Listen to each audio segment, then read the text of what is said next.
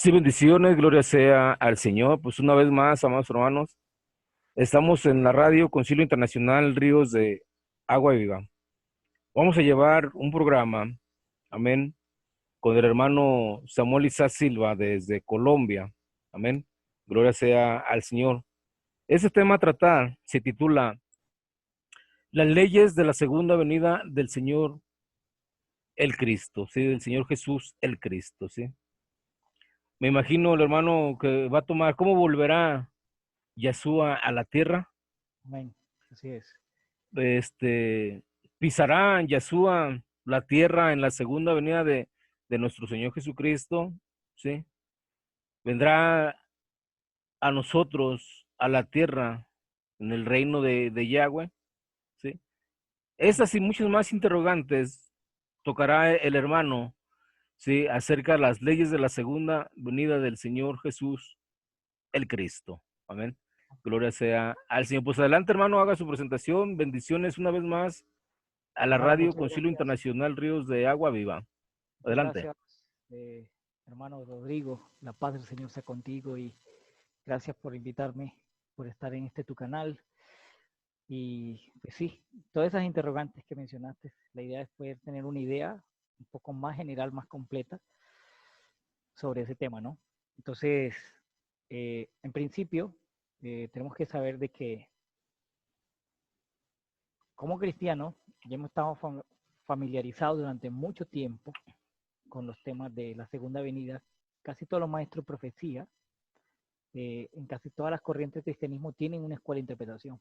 Existe la escuela eh, post-tribulacionista, está la escuela pre-tribulacionista, está la escuela del rapto parcial, hay otras que son escuelas de la mid-tribulación, que dice que Jesús viene a la mitad de la tribulación.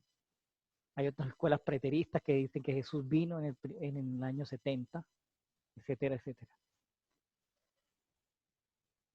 Y todas tienen controversias entre sí sobre ese tema, pero lo que me gustaría interesar en este tema es algunas porciones de la palabra que tratan sobre el tema y poder de alguna forma dilucidar bajo una base veterotestamentaria este tema, ¿no? Lo primero que quiero compartir es un versículo que Pablo menciona en sus cartas en Primera Tesalonicenses, ¿sí? Y Pablo en la carta a los, ¿cómo se llama? A los tesalonicenses les habla de un tema de la venida del Señor, ¿sí? Y les habla acerca de los tiempos y las ocasiones. Los tiempos y las ocasiones. Esto está en Primera Tesalonicenses. Eh, en varias partes de la Escritura está esa mención de la palabra tiempos y ocasiones. Pero en particularmente en el tema de la venida del Señor, en Primera Tesalonicenses 5, ¿sí? Aparece el tema de los tiempos y las ocasiones. Entonces vamos a ir a la carta de Pablo a los tesalonicenses, Primera Tesalonicenses 5, y vamos a leer lo que Pablo dice allí. No sé si pueda compartir pantalla allí, hermano. ¿Sí? Sí, sí puedes compartir pantalla, hermano. Les voy a mostrar Adelante. aquí. Vamos a ir aquí y vamos a ir acá. Dice Pablo aquí. Pero acerca, si les puedes leer ahí, hermano. ¿Sí? Sí, sí se ve.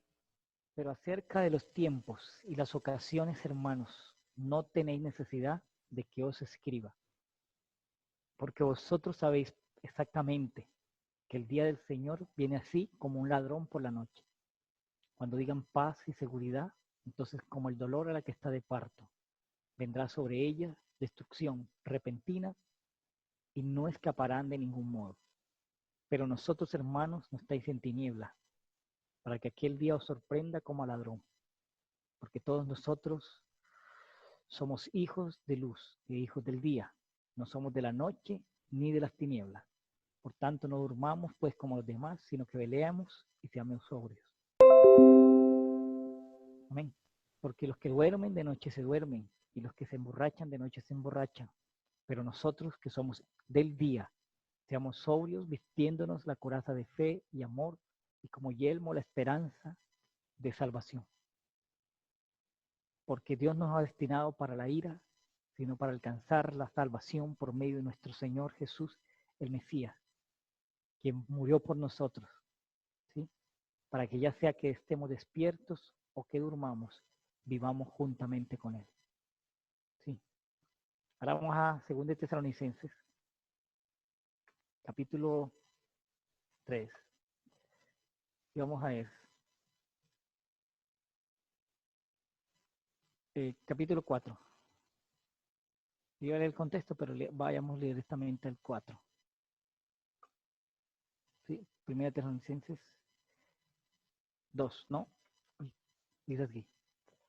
Pero con respecto a la venida de Jesús el Mesías, nuestro Señor, Yahshua, el Mesías, y nuestra reunión con Él, os estamos, hermanos, a que no dejéis perturbar fácilmente vuestro modo de pensar. Ni os alarméis ni por espíritu, ni por palabra, ni por epístola, como si fuera nuestra, de los apóstoles, en el sentido de que el día del Señor ya llegó, ha llegado. Nadie os engañe en ninguna manera, porque no sucederá sin que antes venga apostasía y sea manifestado el hombre de iniquidad, el hijo de perdición, el cual se opone y se levanta contra todo lo que es llamado Dios o es sujeto de culto, hasta el punto que se sienta en el santuario de Dios, proclamando que Él es mismo es Dios. ¿No recordáis que estando todavía con ustedes o con vosotros os decía estas cosas? Y ahora vosotros sabéis lo que lo detiene, a fin de que sea revelado en el tiempo suyo. Porque ya están actuando el misterio de iniquidad, solo que al presente hay quien lo detiene, hasta que se ha quitado de en medio. Amén. Vamos a leer hasta ahí. Y vamos a ir a Hechos capítulo 1. ¿Sí? Verso 6. Así pues, los que se habían reunido le preguntaban, diciendo, Señor, ¿restaurarás el reino de Israel en este tiempo? Él les dijo, no os toca a vosotros saber los tiempos o las épocas que el Padre puso en su sola potestad, pero recibiréis poder cuando venga sobre vosotros el Espíritu Santo. Me seréis testigos en Jerusalén, en toda Judea y Samaria, hasta lo último de la tierra. Amén.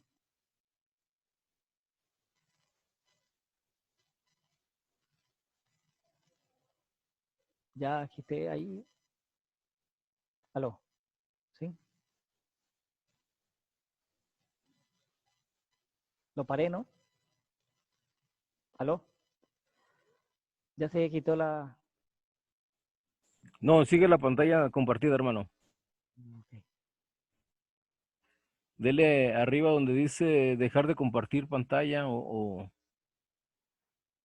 simplemente donde compartir pantalla, dele y ahí mismo se desactiva. Ok, voy a darle para... Ahí ya. No, todo sigue. A ver, vamos. Ahí. A ver, déjeme ver acá. Listo, ya la dejé de compartir. Listo, mi hermano. Entonces, Ya estamos bien. una de las cosas que la mayoría de maestros de profecía, o por lo menos en la postura mía, no tienen una comprensión sobre el tema de la venida del Señor, es por causa de que la mayoría de maestros de profecía desconocen que tanto Jesús como Pablo, ellos hicieron mención algo sobre los tiempos y las ocasiones, ¿no? La mención de la palabra tiempos y ocasiones está muy presente en este texto. Y aún hay un mensaje que Pablo está enseñando a la iglesia en Tesalónica respecto a en su carta, escribe como si él hubiese estado antes presente con ellos y les dio una enseñanza acerca de este tema, ¿no? Ese es el espíritu que está. Dice, no sabéis que cuando estaba con ustedes, les hablé de este tema, ¿no? Entonces, es claro que había eh, como especie de una enseñanza oral que él transmitió a la iglesia en ese momento, cuando estuvo en Tesalónica, ¿sí? Entonces, cualquier estudio serio de la profecía, más con respecto a este tema, que es la venida del Señor, debe comenzar con saber qué significaba para Pablo y para Jesús la expresión tiempos y ocasiones. Ambas las menciona Jesús cuando le hablan la restauración del reino de Israel, ¿cierto?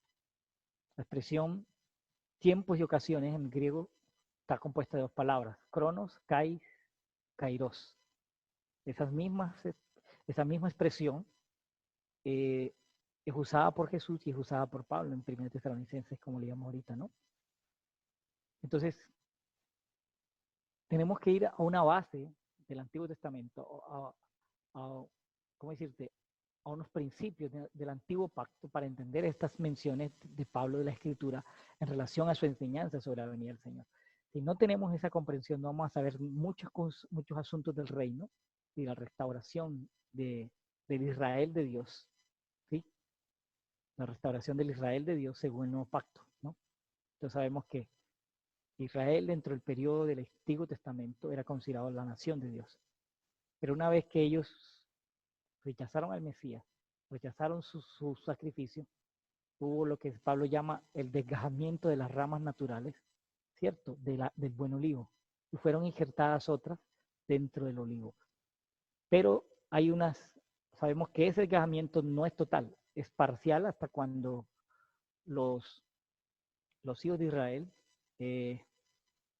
se conviertan al Mesías, entonces ellos van a ser otra vez injertados. Eso no es hacia un periodo futuro, como dice la escatología dispensacionalista.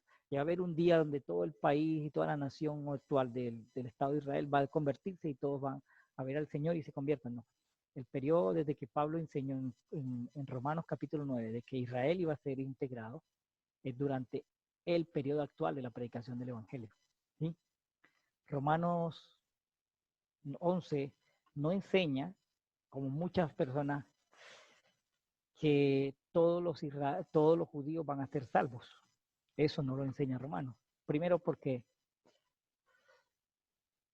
vamos a analizar Romanos 11, ¿sí? Para luego entrar al tema de por qué hablamos que hay, según la Escritura, hay dos Israel, el Israel natural y el Israel espiritual. Primero, al iniciar Pablo en capítulo 9 de Romanos, él establece el hecho de que Israel, como nación del pacto, había disfrutado de muchos privilegios de parte de Dios. En el 9:1 al 5, ¿sí? Vamos a leerlo, lo que dice allí. Romanos 9, el 1 al 5. Voy a ir aquí. Romanos 9. Ya voy a compartir la pantalla para que leamos.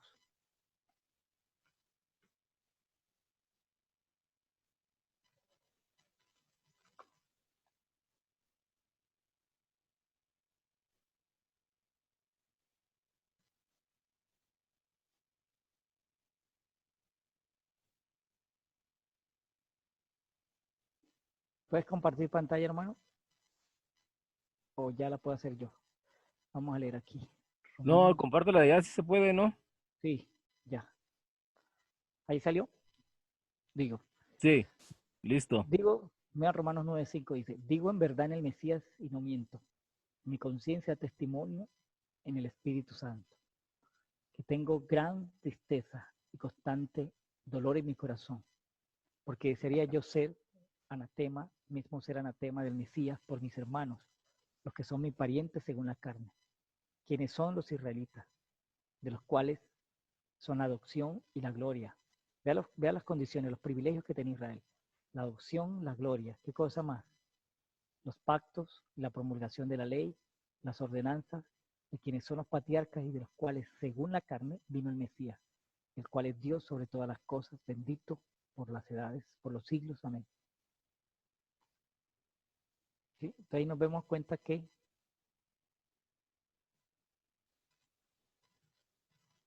Israel sí poseyó unas privilegios, ¿no? Poseyó unas, unas condiciones de pacto que no tenía ningún otro o pueblo en el antiguo pacto, ¿no? Ahí ya quité la pantalla, ¿no? Sí, hermano. ¿Aló? ¿Estoy bien ahí? Listo, ya se la quité. Listo. Entonces, ellos tenían una condición que no tenía ningún otro pueblo en la tierra, ¿sí? Pero todos sabemos el fracaso de ellos como nación respecto a la voluntad eterna de Dios, ¿no?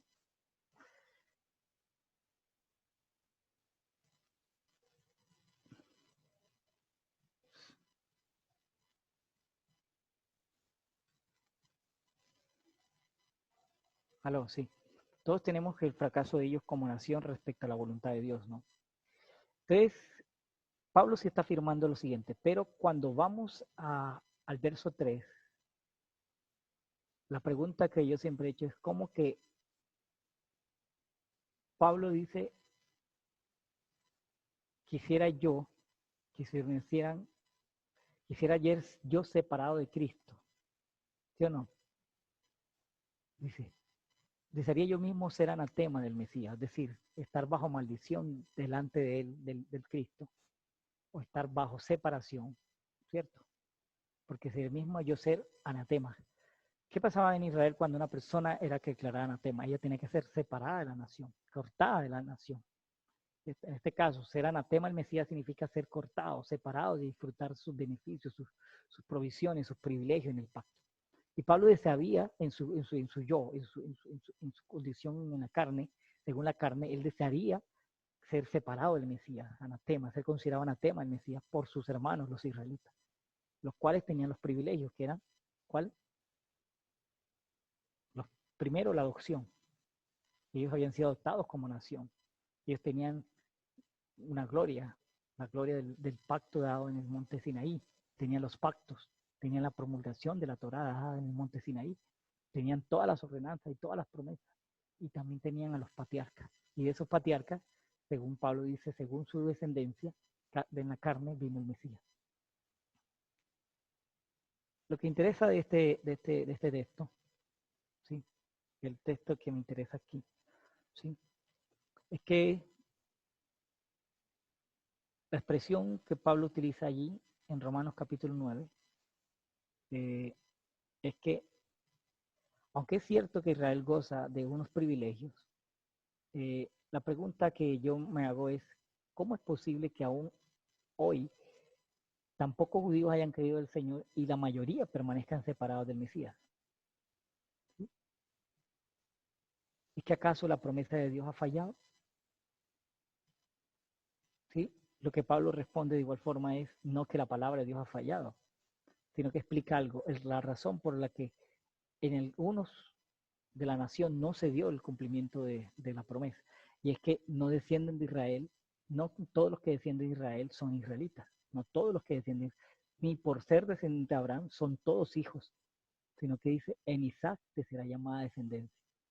Y luego sigue explicando, esto es, no los que son hijos según la carne son los hijos de Dios, sino que los que son hijos según la promesa son contados como descendientes. En otras palabras, es como si el propósito eterno de Dios nunca contempló la salvación de cada judío étnico. Por tanto, la incredulidad de ellos no puede ser citado como evidencia en contra de la veracidad e inmutabilidad de la palabra de Dios. ¿Sí? ¿Qué quiero decir en este sentido?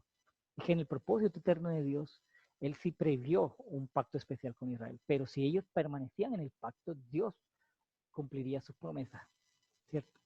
Y entonces Pablo comienza a probar su punto tomando en cuenta la familia del mismo Abraham y la familia de Isaac. Y aunque Dios le prometió una descendencia numerosa a Abraham, también él reveló muy claramente que solo un remanente era el que iba a ser salvo. ¿Sí? Entonces Pablo va a citar a Isaías y va a decir, también Isaías clama tocante a Israel. Si fuera el número de los hijos de Israel como la arena del mar, tan solo el remanente será salvo. Eso está en Romanos 9:27. Entonces, ¿tiene Israel como nación alguna una excusa por su incredulidad para ser salvo aparte de la manera que es creyendo en el Mesías? No, no la tiene. ¿Será que ellos no han escuchado el Evangelio? Claro que lo han escuchado. Pablo responde todas esas dos preguntas en el capítulo 10, específicamente en el verso 18-21. Pablo explica esa misma pregunta diciendo, ¿ha desechado Dios a su pueblo? Es obvio que la palabra pueblo aquí debe referirse a la nación, ¿no? No al Estado actual sionista que conocemos de 1948, está refiriendo a la nación antigua, de la época de Pablo, porque ese es el tema que él viene tratando en esa sesión. Entonces Pablo responde su pregunta, en ninguna manera, porque yo soy también israelita de la ascendencia de Abraham, de la tribu de Benjamín. Pablo, si das cuenta, no hace aquí ninguna mención, alusión a un evento futuro relacionado con la segunda venida del Señor, sino más bien con el hecho de que él siendo judío en su época había sido traído a salvación por la gracia de Dios. Y él hacía parte de ese remanente del que ya venía hablando desde el capítulo 9. Entonces la conversión de Pablo era una prueba tangible de que Dios no había rechazado completamente a su pueblo. Sí, él siempre se había reservado por gracia un remanente fiel, como cité ahorita en Romanos 9:27, ¿cierto? ¿Sí? Entonces siempre tiene un remanente conforme a sus propósitos soberanos. ¿Sí? Y para este propósito, Pablo luego se da a explicar el muy conocido pasaje de la vida de Elías, ¿no? Entonces, él para probar, no ha desechado Dios a su pueblo, el cual desde antes conoció. Y entonces él hace una pregunta. ¿No sabéis que dice de Elías la escritura cómo invocó a Dios contra Israel diciendo, Señor, a tus profetas han dado muerte y a tus altares han derribado y yo solo he quedado y procuran matarme? Pero Pablo sigue diciendo, ¿pero qué le dice la divina respuesta? La respuesta de Dios. Dice, me he reservado 7,000 hombres que no han doblado la rodilla ante Baal. Así también aún en este tiempo. Pablo no dice que la salvación de los judíos iba a ser a un futuro como un Estado sionista nacido en 1948. Eso no lo dice el texto. Esas son ideas que se han creado respecto a ese texto, porque estamos viendo el texto de nuestra época, pero en la época que fue escrito no tiene esa intención. Pablo lo que está diciendo es que Dios no ha rechazado a su pueblo, que hay un remanente de los hijos de Israel físicos que van a ser eh, considerados pueblo de Dios y no son rechazados totalmente por Dios porque se han creído en el Mesías, porque han realmente tenido la fe genuina en la obra del Calvario. Así también en este tiempo ha quedado un remanente escogido por la ley, por los patriarcas. No, Pablo no dice eso. Fueron escogidos porque Dios en el Sinaí los escogió y ya. No, dice Pablo, aún así en este tiempo ha quedado un remanente escogido por gracia. Siempre es por gracia, hermano. ¿Sí? La condición de Israel en los días de Elías era muy similar a la del primer siglo de la era donde Pablo estaba escribiendo. En la época de Elías había una incredulidad general en el pueblo. Se había desatado incluso persecución contra los profetas del Señor, en este caso Elías. Pero Dios le hizo ver a Elías que su obra en el mundo es más amplia de lo que nuestros ojos y nuestras perspectivas ven. En este caso Elías se creía que era el único, pero Dios le mostró que no. ¿Sí? De igual manera, los judíos del siglo I, cuando Pablo escribió esto, dieron muerte al más grande de los profetas, ¿cierto? Al profeta, como lo decía Moisés, profeta ante vuestros hermanos levantará el Señor como a mí, ¿cierto? A él oiréis. Y sucede que todo aquel que no hiere a este profeta, que es el Señor Jesús, el Mesías, será desarraigado, cortado, quitado del pueblo. ¿Sí? Ellos presentaron una oposición a la predicación del Evangelio dado por el Señor Jesús. Ellos se opusieron al Evangelio predicado por los apóstoles. Así que, igual que los días de Elías, Dios se había reservado un remanente escogido por gracia. Un remanente como Pedro, como Juan, como muchos judíos, como Zacarías, como Ana, este, algunas israelitas como Pablo, ¿cierto? Como muchos de los apóstoles que venían de un trasfondo judío, ¿no? De esta manera que en esta primera porción cuando tú vas al capítulo de estas porciones de Romanos 9, 10 y 11, Pablo no está hablando de una salvación futura, de un estadio sionista que nació en 1948 bajo el Tratado de Balfour, ¿sí? Que fue la premisa o el postulado del sionismo liderado por Teodoro Herz. Pablo no está hablando de eso, de que va a salvar a un Estado sionista, sino que Dios estaba haciendo a favor de ellos en ese mismo momento un llamamiento y una escogencia por gracia. A lo largo de todo este periodo de la historia de la iglesia, desde el primer siglo hasta hoy, Dios ha venido trayendo judíos a la conversión por la fe en el Mesías. Esos son el remanente por gracia que él ha escogido. Y esa es la prueba que Pablo está demostrando para decir que Dios no ha rechazado totalmente a su pueblo. ¿Sí? Es un escogimiento de un remanente por gracia, ¿cierto? Los cuales vienen a las Mesías en arrepentimiento, en fe, y son añadidos al pueblo de Dios, del pacto del Calvario, el nuevo pacto, ¿cierto? Donde Dios escribe su ley y sus mandamientos en nuestros corazones por el Espíritu Santo que se ha derramado en nuestros corazones. Ese pueblo es la iglesia, el Israel de Dios, que menciona Gálatas capítulo 6. Entonces, luego en el versículo 11 él dice, digo pues, han tropezado, capítulo 11, verso 11-15, Israel para que cayesen, en ninguna manera, pero por si su transgresión vino, salvación a los gentiles, para provocarles a hacerlo. Y si su transgresión es la riqueza del mundo, y su defección o cortamiento, la riqueza de los gentiles, cuánto más su plena restauración. ¿Sí? Entonces no debemos perder la vista la secuencia del temporal de lo que Pablo está diciendo. Los judíos rechazaron al Mesías, lo llevaron a muerte, pero de ese modo, sin saberlo, hicieron posible la salvación que alcanzase a nosotros, los que no éramos judíos. Luego ahora Dios quiere usar como un instrumento para provocar a celos a los judíos elegidos y traerlos a salvación. Entonces nota una vez más que Pablo está hablando de estos versículos en tiempo presente, algo que está sucediendo en su día, no de algo que va a suceder hasta el futuro con un Estado sionista nacido en 1948. Entonces, ese ciclo de desobediencia a Israel, lo que trae consecuencia a los gentiles, y luego lo que trae como consecuencia la salvación de algunos judíos, es que los gentiles le provocan a celos y entonces se convierten. Eso va a traer una mayor bendición para el mundo. ¿Cierto? Era algo que estaba ocurriendo en ese mismo momento que Pablo estaba escribiendo las palabras. ¿Sí? Luego en el versículo 30, verso 31 del 11 dice, así como vosotros en otro tiempo fuisteis desobedientes a Dios, a nosotros los gentiles, pero ahora se os ha mostrado misericordia por razón de la desobediencia de aquellos, es decir, de los judíos que le rechazaron, así también ahora. ¿Sí? Otra vez la expresión ahora. No está hablando de un futuro. Así también ahora estos han sido desobedientes para que por la misericordia mostrada a ustedes, la iglesia, Roma era una iglesia, en fin, también a ellos ahora, quiero destacar siempre esa expresión, ahora les sea mostrada misericordia. Entonces, en la sabiduría de Dios, Él usa desobediencia de unos y de otros para traer salvación a uno y a otro. Y es a través de este proceso que ha de llevarse a cabo la plena restauración del Israel, la plenitud, ¿sí? Y esa plenitud del Israel ahora incluye judíos, étnicos convertidos y gentiles, ¿cierto? Que no tenían pacto, que no tenían ciudadanía, que no tenían promesas, que no tenían ley, ¿cierto? Ahora son incluidos bajo un nuevo pueblo que es llamada la iglesia o el Israel de Dios. ¿Sí? Por eso es que Pablo trata el asunto ahí del tratarnos sin arrogancia de los judíos para con los gentiles, ¿cierto? Porque muchos judíos perdieron por su dureza de corazón la sensibilidad, ¿cierto? Hacia los no gentiles. Y los gentiles, a su vez, por haber sido llevados a la salvación, entonces, y experimentar el nuevo pacto, también endurecieron su corazón y se ensorbecieron contra aquellos, ¿cierto?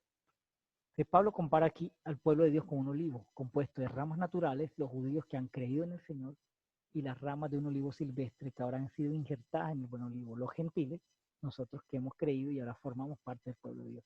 Así que Dios no tiene más dos pueblos, Dios tiene un solo pueblo. Y a ese pueblo pertenecen todos los que creen, judíos y gentiles, que son el Israel de Dios hoy. De manera que lo que hace la diferencia es la fe, por la fe en el Mesías. ¿Sí? Por falta de fe en el Mesías, en su obra y en su sacrificio vicario, es que muchos judíos fueron desechados. Y es por la fe que los gentiles son ingentados. Consecuentemente, si esos gentiles que profesan fe comenzaran a gloriarse ahora, estaban manifestando un síntoma de incredulidad, ¿no? De arrogancia. Esa arrogancia no es compatible con una fe en el Mesías, que es una fe sencilla, es una fe que se despoja de toda altivez. Por tanto, en vez de comportarse con arrogancia, debemos más bien sentir un temor piadoso, porque si Dios no perdonó a las ramas naturales, tampoco perdonará, ¿cierto? A las injertadas.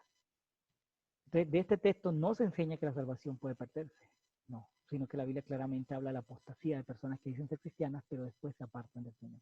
¿Cuál es el fin de tales personas? El mismo que han sufrido los judíos incrédulos, serán cortados y excluidos, ¿sí?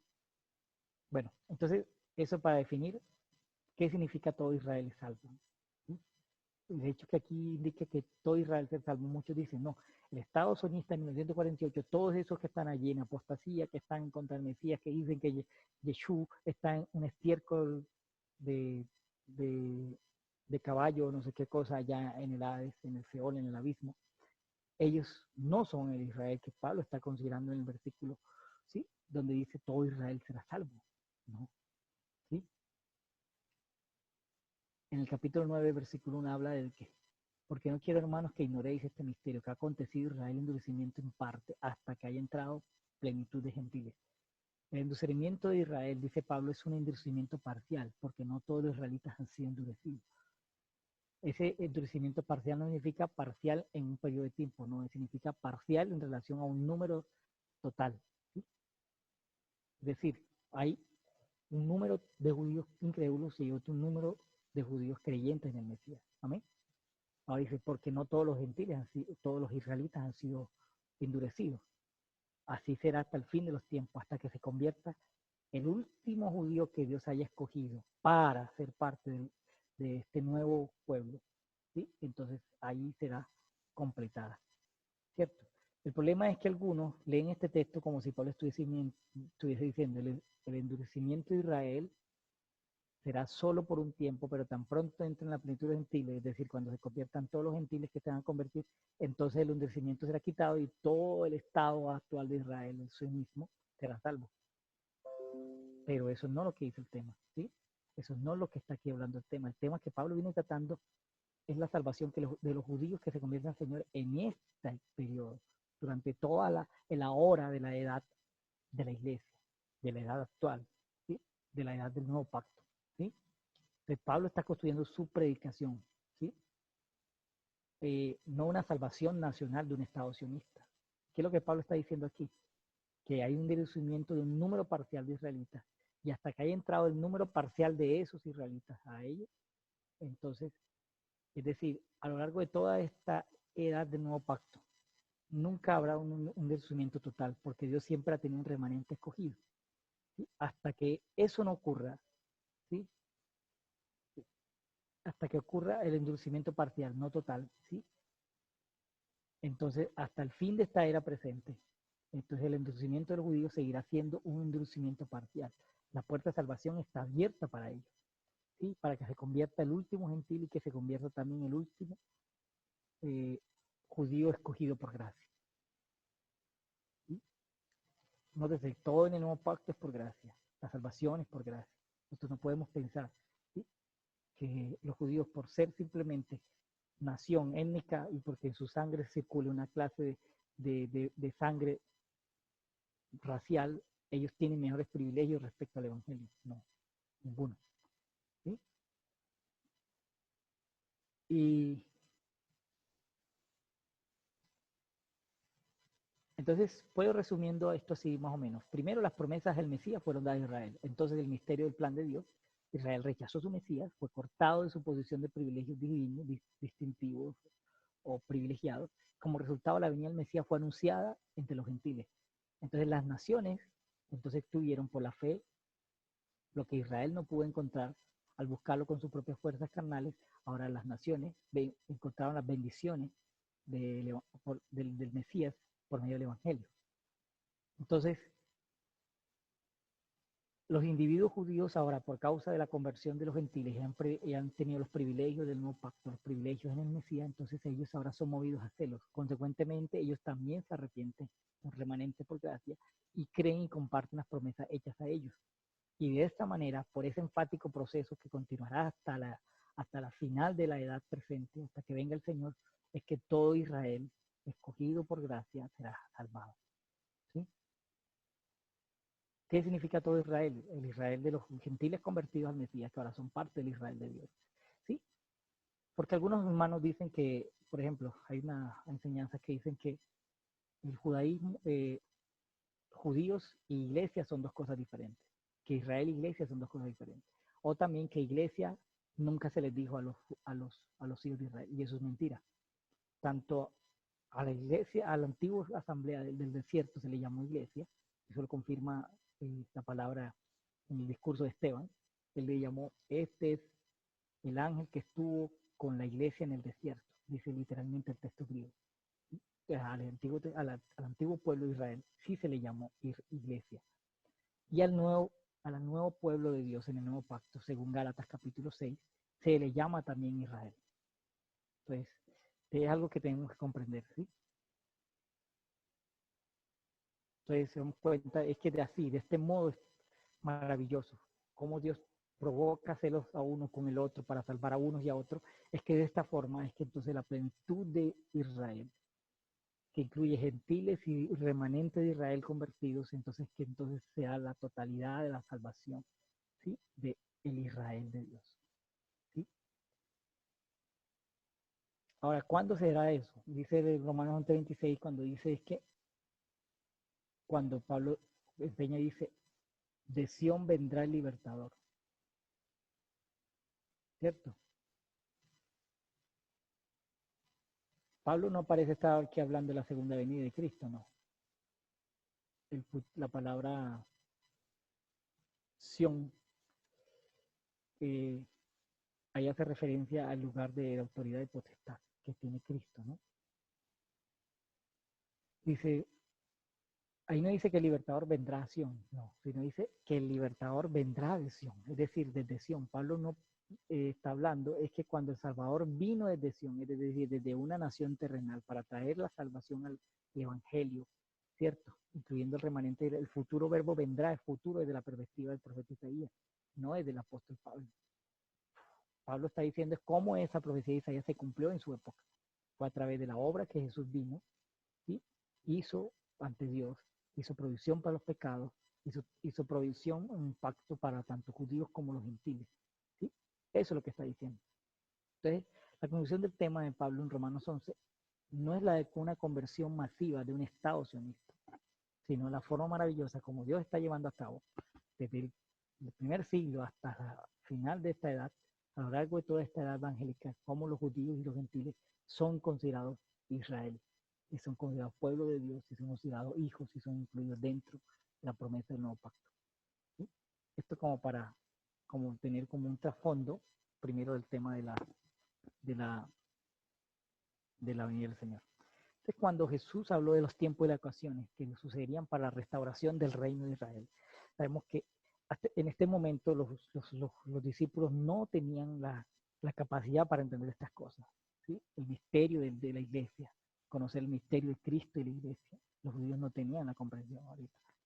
Entonces, es necesario ahora que nosotros para poder entrar en una comprensión completa de la visión de la visión ¿cómo se llama? De la comprensión de la ley de la venida, las leyes de la venida del Señor. Eh, en Génesis capítulo 1, verso 14, se establecen unas cosas que son la base para las expresiones que he mencionado ahorita, tiempos y sazones, ¿no? Y ocasiones, ¿sí? La expresión tiempo y ocasiones mencionada por Pablo acerca de la venida del Señor, ¿sí? En Tesalonicenses 5:1 le llamo acerca de los tiempos y las ocasiones, no tenéis necesidad de hermanos que os escriba. O sea, que quiere decir que Pablo estuvo con estos hermanos y les habló oralmente acerca de estos tiempos y de estas ocasiones. Entonces, el no saber el trasfondo de lo que Jesús estaba mencionando, ¿sí? Aquí lo volvemos a leer, dice, pero acerca de los tiempos y de las ocasiones. Aquí la palabra tiempos es cronos, donde viene la palabra cronómetro, que es nuestro español, ¿no? Y la palabra ocasiones es la palabra que aparece allá también en Hechos 1, 7, sazones.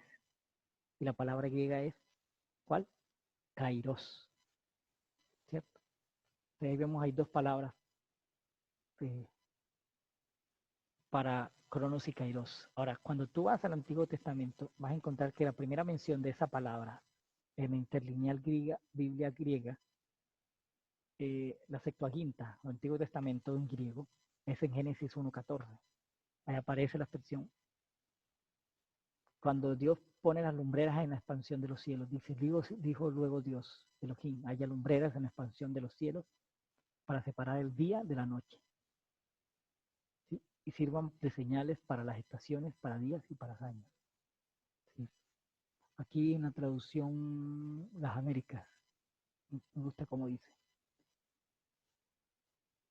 Dice, sean para señales y para estaciones. Aquí la expresión estaciones significa Moadín. Y en la traducción del griego del Antiguo Testamento, de atraer, eh, así puedo ver aquí en la Septuaginta directamente lo que dice aquí. Dice aquí, y dijo Dios, haya lumbreras en el firmamento, el cielo para iluminación sobre la tierra, para dividir por entre el día y la noche y por entre la noche, y sean para señales y para qué, y para sazones, y para días y para años. No sé cómo lo traduce la versión Septuaginta de la traducción de Hünemann. Dice sazones, la misma palabra que se menciona en Hechos 1.7, la misma palabra que menciona Pablo en 1 Tesalonicenses 5.1. Ahí la palabra sazones kairos. ¿Sí? En la Septuaginta, el griego de la Septuaginta dice kairos. Usted lo puede buscar aquí. Ahí busco la traducción de la palabra.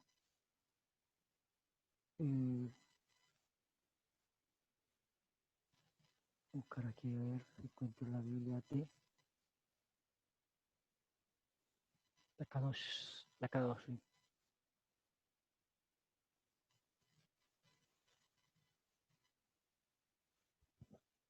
La Kadosh dice estaciones también. Vamos a leer lo que dice aquí la traducción Ausejo. Serafín Ausejo. Bien como le dice la de Serafín Ausejo.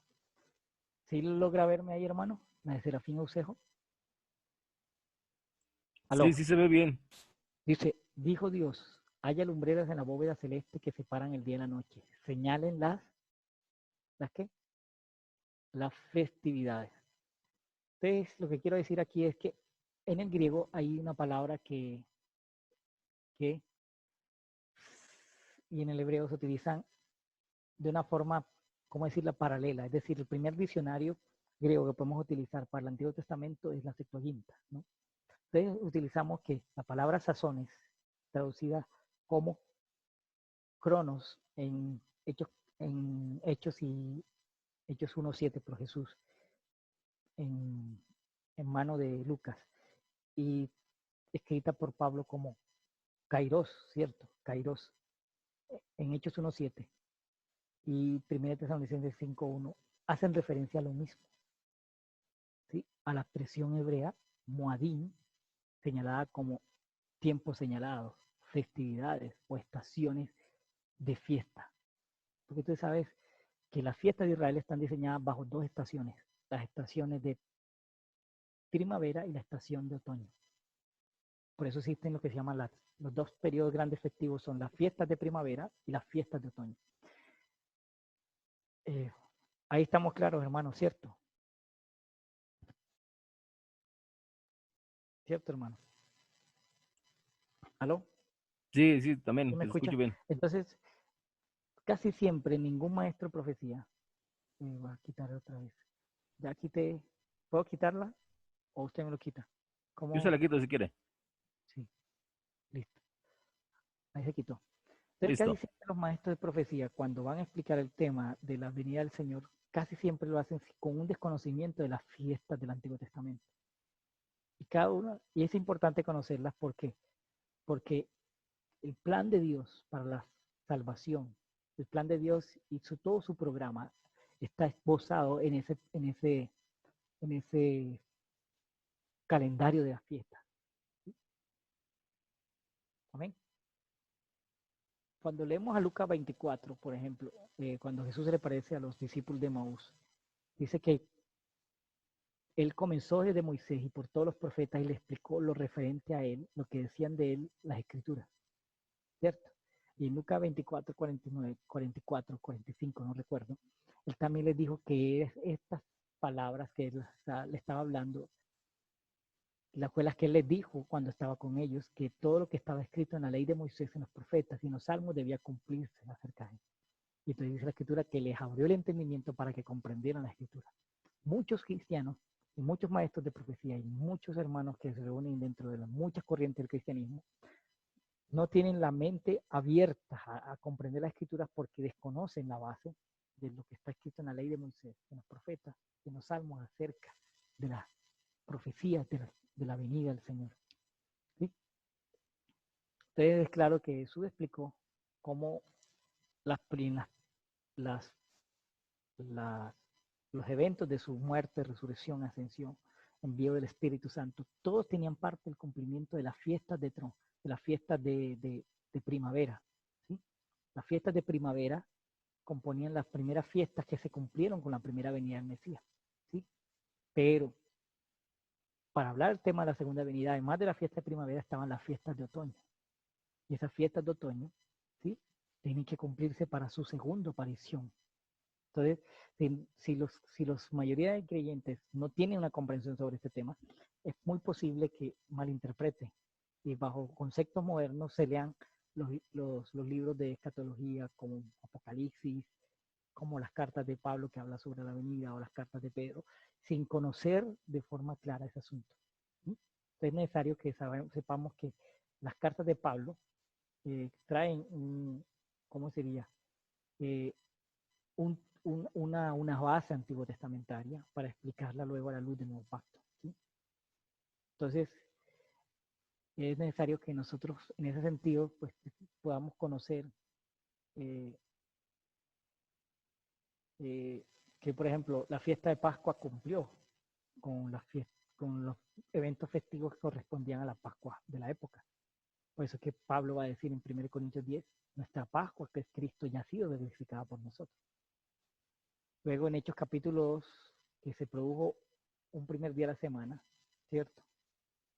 Se dice que se derramó el Espíritu Santo en Pentecostés. ¿Qué celebraban en esa época en Jerusalén? Se celebraba la fiesta de Shavuot o la fiesta de la semana, en griego Pentecostés, es decir, 50 días después de la Pascua.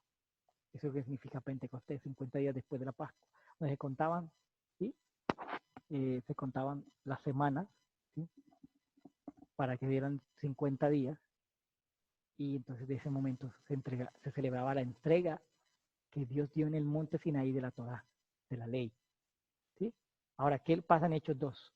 Por lo mismo, Dios te hace una entrega, pero hace la entrega de la ley ya no en tablas de piedra, sino en tablas de corazón, por medio del Espíritu Santo. Ahora el Espíritu Santo derramado vendría a poner dentro del corazón de los creyentes, los seguidores del Mesías, los discípulos de él, vendría a poner que a establecer un pacto, ¿sí? A entregarles, ¿cierto? El sello de ese pacto. ¿Y cuál era el sello del pacto? El Espíritu Santo que inscribió las leyes, ya no en tablas de piedra, ¿cierto?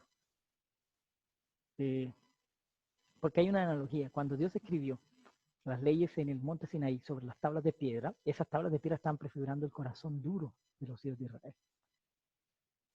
Y, por otra parte, se dice en la Escritura que fueron escritas con el dedo de Dios. Cuando tú vas al Nuevo Testamento encuentras que el dedo de Dios es el Espíritu Santo. Cuando tú comparas los evangelios, cuando le decían los discípulos, Jesús le dijo a los discípulos, si yo por el dedo de Dios hecho fuera a los demonios, el reino de Dios verdaderamente ha venido a vosotros. Y luego cuando tú pones el paralelo de eso en el otro evangelio, encuentras que dice, si yo por el Espíritu Santo he hecho que fuera a los demonios, realmente el reino de Dios ha llegado. Entonces cuentas de que el dedo de Dios en el Antiguo Testamento solo pudo escribir sobre una tabla, porque era una prefiguración del corazón de los creyentes. No tenían todavía la intención de oírlo a él personalmente. El pueblo dijo, no, que vaya Moisés y hable él con él, pero que no nos habla a nosotros. Ellos no tenían fe para acudir al hablar de Dios. Por lo tanto, él no pudo escribir, ¿sí? La ley en sus corazones. Los dejó solamente en unas tablas de piedra que prefiguraban su condición. Y lo hizo a través de su dedo. En el Nuevo Testamento, el día de Pentecostés, Dios va a hacerlo a través de su dedo también, pero esta vez se iba a encontrar corazones convertidos, ¿sí? Corazones dispuestos, ¿cierto? Para que el Espíritu Santo escriba sus leyes no en una piedra exterior, sino en un corazón de carne. Por eso Jeremías 31 dice, quitaré el corazón de piedra y os daré un corazón de carne, y haré que andéis en mis estatutos y guardéis mis preceptos y los pongáis por obra. Y Pablo dice en el Nuevo Testamento que nosotros los que andamos por el Espíritu cumplimos los justos requisitos de la ley. ¿Vale? Entonces de una forma vemos que la vida en el Espíritu es un cumplimiento mayor de la ley y es una justicia que supera la justicia de los escribas y fariseos. ¿Amén? Entonces, es interesante esto porque ahora quiero ir, que si tú no conoces las fiestas del Antiguo Testamento, no vas a poder entender lo que se llama eh, eh, el tema de la segunda venida del Señor. Sí. Entonces sabemos que después de la experiencia pentecostal en el Sinaí, Dios le dio a Moisés, haciendo un retroceso, unas instrucciones para construir el tabernáculo y unos diversos artículos inmuebles, mobiliarios, y se dirigió el tabernáculo. Si tú estudias bien, en eso 47:16, se va a cumplir el mismo día en que fue, dice, en el primer día del mes, solo un año después de salir de Egipto. ¿Sí? Y un mes después, dice la escritura, que la columna de nubes se fojó sobre el tabernáculo y se levantó y comenzó a moverse hacia la tierra de Canaán. ¿Sí o no? Y cuando tú estudias las leyes de la venida del Señor, vas a encontrar que Dios tiene unas leyes de su venida. ¿Sí? ¿Sí? Entonces, la primera ley de su venida, las leyes del Antiguo Testamento, las leyes para conocer la venida del Señor, es una ley que está en el libro de Génesis. ¿Sí? Una primera ley. ¿Sí? Vamos a leerlo, por favor. Quiero que vayamos al libro de Génesis. ¿Sí? El libro de Génesis es el libro de los principios. Todo lo que está en Apocalipsis, todo lo que está en el resto de la Biblia, tiene su origen en el libro de Génesis. Y en todo el resto de los libros del Antiguo Pacto. ¿Sí? Entonces, si no conoces tú las leyes de la primera venida, de la ley de la Biblia, acerca de la venida del Señor, vamos a tener una muy poca comprensión de cuál es el interés de Dios para este tiempo, para su segundo regreso. ¿Sí? Entonces, quiero que por lo menos vayamos aquí a Génesis 2:22. Vamos a ver si puedo compartir otra vez la pantalla acá. Perdón.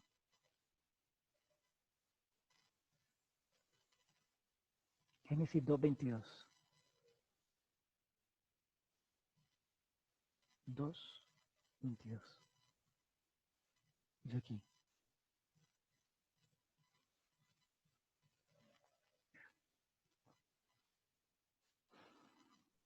Eh,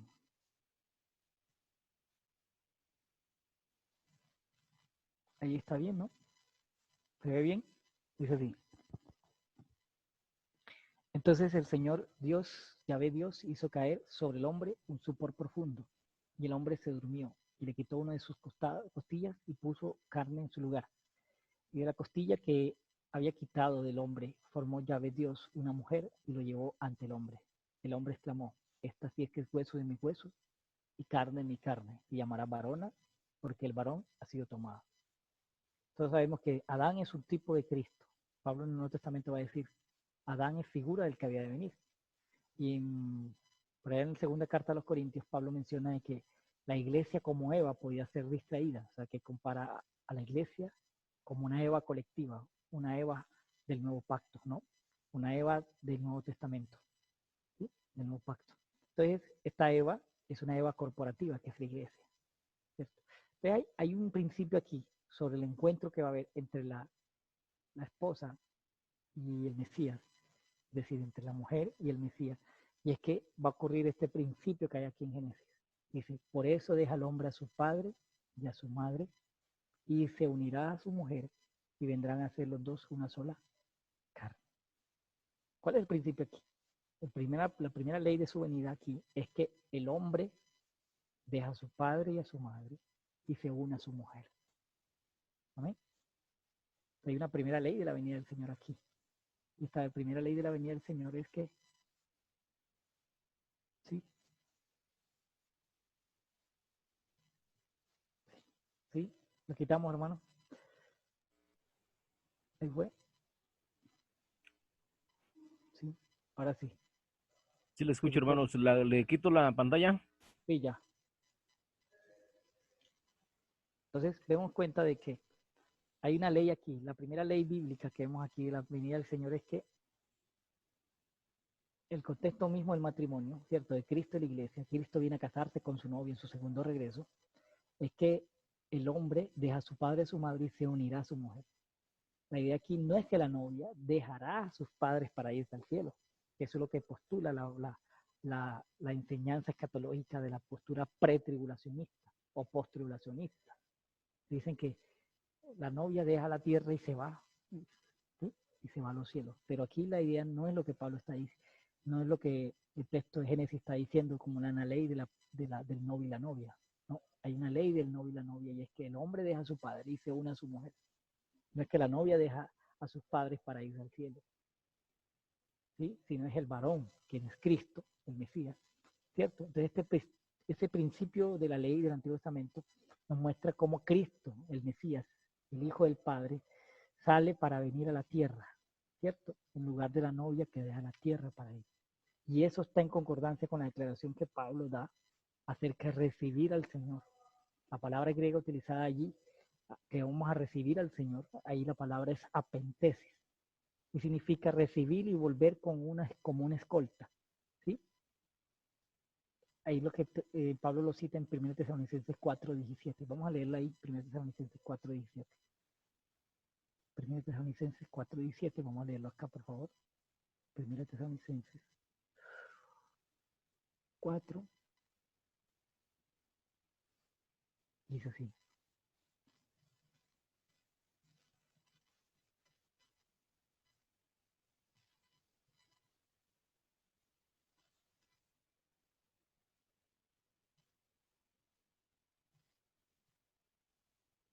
Hay la palabra, vamos a leer la traducción, me gusta mucho la traducción que hace la Biblia.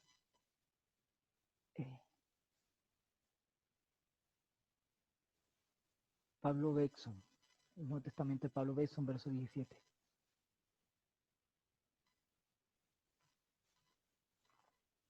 Hay la palabra traducida es encuentro. En algunas versiones dice recibir. Vamos a leer esta versión de Pablo Bexon. Dice aquí. ¿Me comparte otra vez, hermano? Lástima que no sé usar compartir pantalla ahí.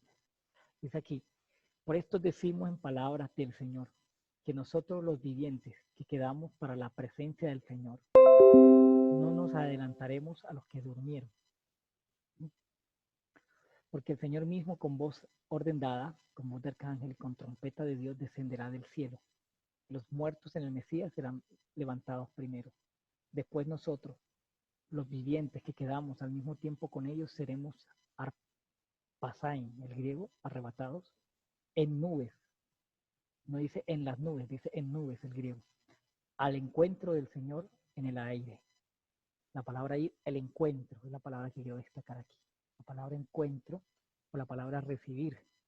Es la misma palabra que aparece en las viudas cuando dice las, las, perdón, las vírgenes de Mateo 24, que dice que cuando vieron que venía el novio, dijeron, ahí viene el novio, salí a recibirle.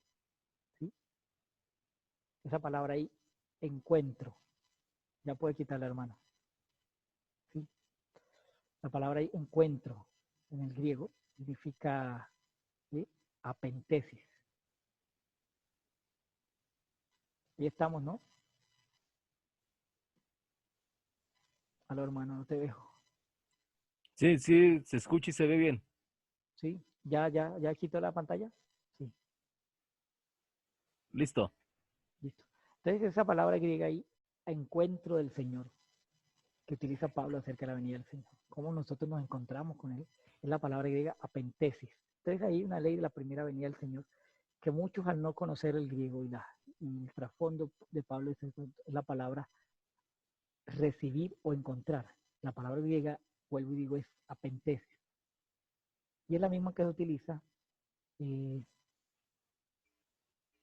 cuando Moisés, en Éxodo capítulo 19, subía al monte y salía al encuentro con el Señor que venía a hablar con él.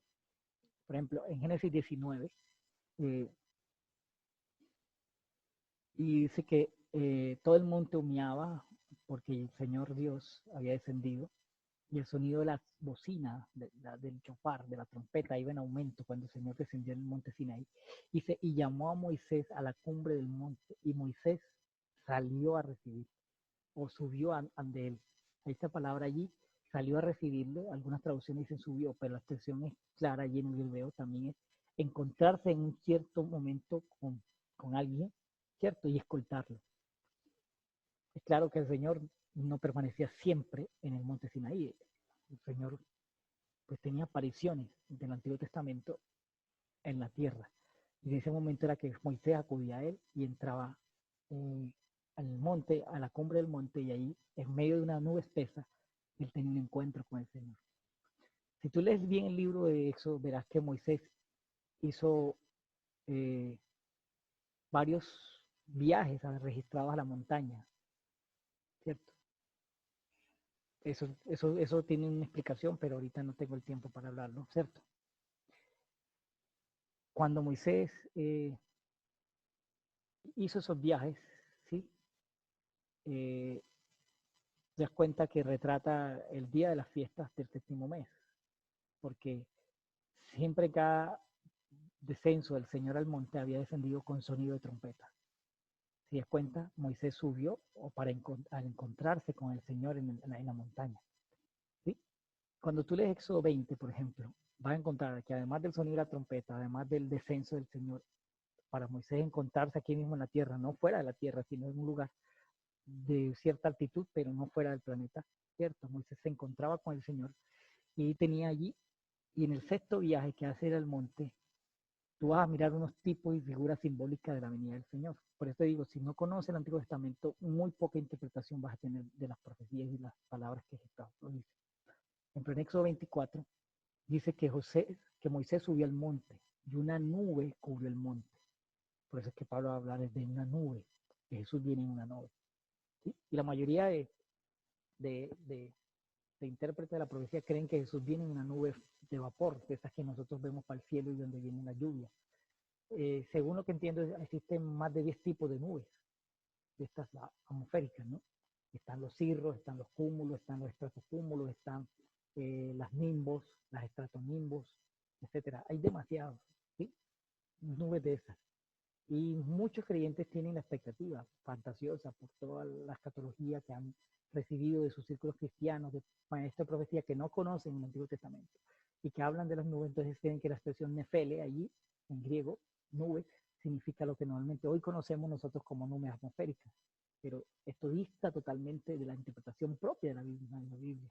Entonces es ahí donde nosotros llegamos con conceptos modernos a interpretar textos bíblicos, cuando es la Biblia la que se explica con ella misma. Entonces, por eso dice que una nube cubrió el monte y la gloria del Señor reposó sobre el monte Sinaí. Y que la nube lo cubrió por 6 días y al séptimo día llamó el Señor a Moisés de en medio de la nube. ¿Dónde estaba el Señor? En medio de la nube, ¿cierto?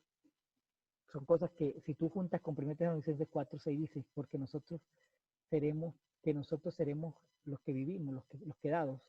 No dice que los que se van en un rato, dice nosotros los que vivimos, los quedados, seremos arpesados, arpesein, arpazo. La palabra griega viene de la raíz arpazo, juntamente con ellos en nubes. No dice en las nubes, dice en nubes. ¿Cierto? Y ahora yo voy a explicar por qué allá es una nube y por acá son dos nubes o varias nubes, porque está el plural, ¿no? De eso lo voy a explicar más adelante. Pero algo que quiero que entendamos es que la palabra griega nube es nefos, de la raíz nefos. La palabra nube ahí está en plural, es nefele. La manera simple es nefos. Y nefele, si tú vas a un diccionario normal, la palabra en un diccionario como el Vine, vas a decir que significa una masa nublada que cubre los cielos. Y también significa una muchedumbre, ¿sí? Metafóricamente, ¿sí? Una muchedumbre. Entonces, estas nubes que se refiere Pablo no habla de nubes de vapor, sino habla de nubes de gloria, como la que se presentaba en el monte Sinaí. Por ejemplo, cuando Jesús fue al monte de la transfiguración, vamos a leer ese pasaje. Vamos a encontrar unas menciones allí en el monte de la transfiguración. Vuelvo y digo, la Biblia se explica con la Biblia, ¿sí? Cuando Jesús reveló su gloria en el Antiguo Testamento, vas a encontrar de que una, una de las formas en que Jesús mostró su gloria cuando él lo llevó al monte de la transfiguración, ¿sí? Es cuando eh, eh, sus vestidos se hicieron blancos como la lana, ¿no? Dice la escritura allí. Todos conocemos ese pasaje de los evangelios.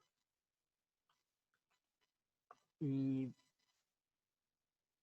es interesante lo que dice allí Marcos. Vamos a leer lo que dice Marcos, luego vamos a decir lo que dice Marcos 9, sí. Dice aquí Marcos 9. Vamos a verlo como lo dice la Biblia, Dios habla hoy. ¿Sí?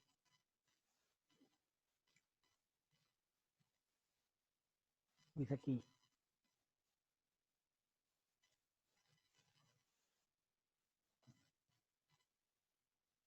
Vamos a leer lo que dice, bueno, Reina Valera 1960. ¿Me puede compartir la pantalla, hermano?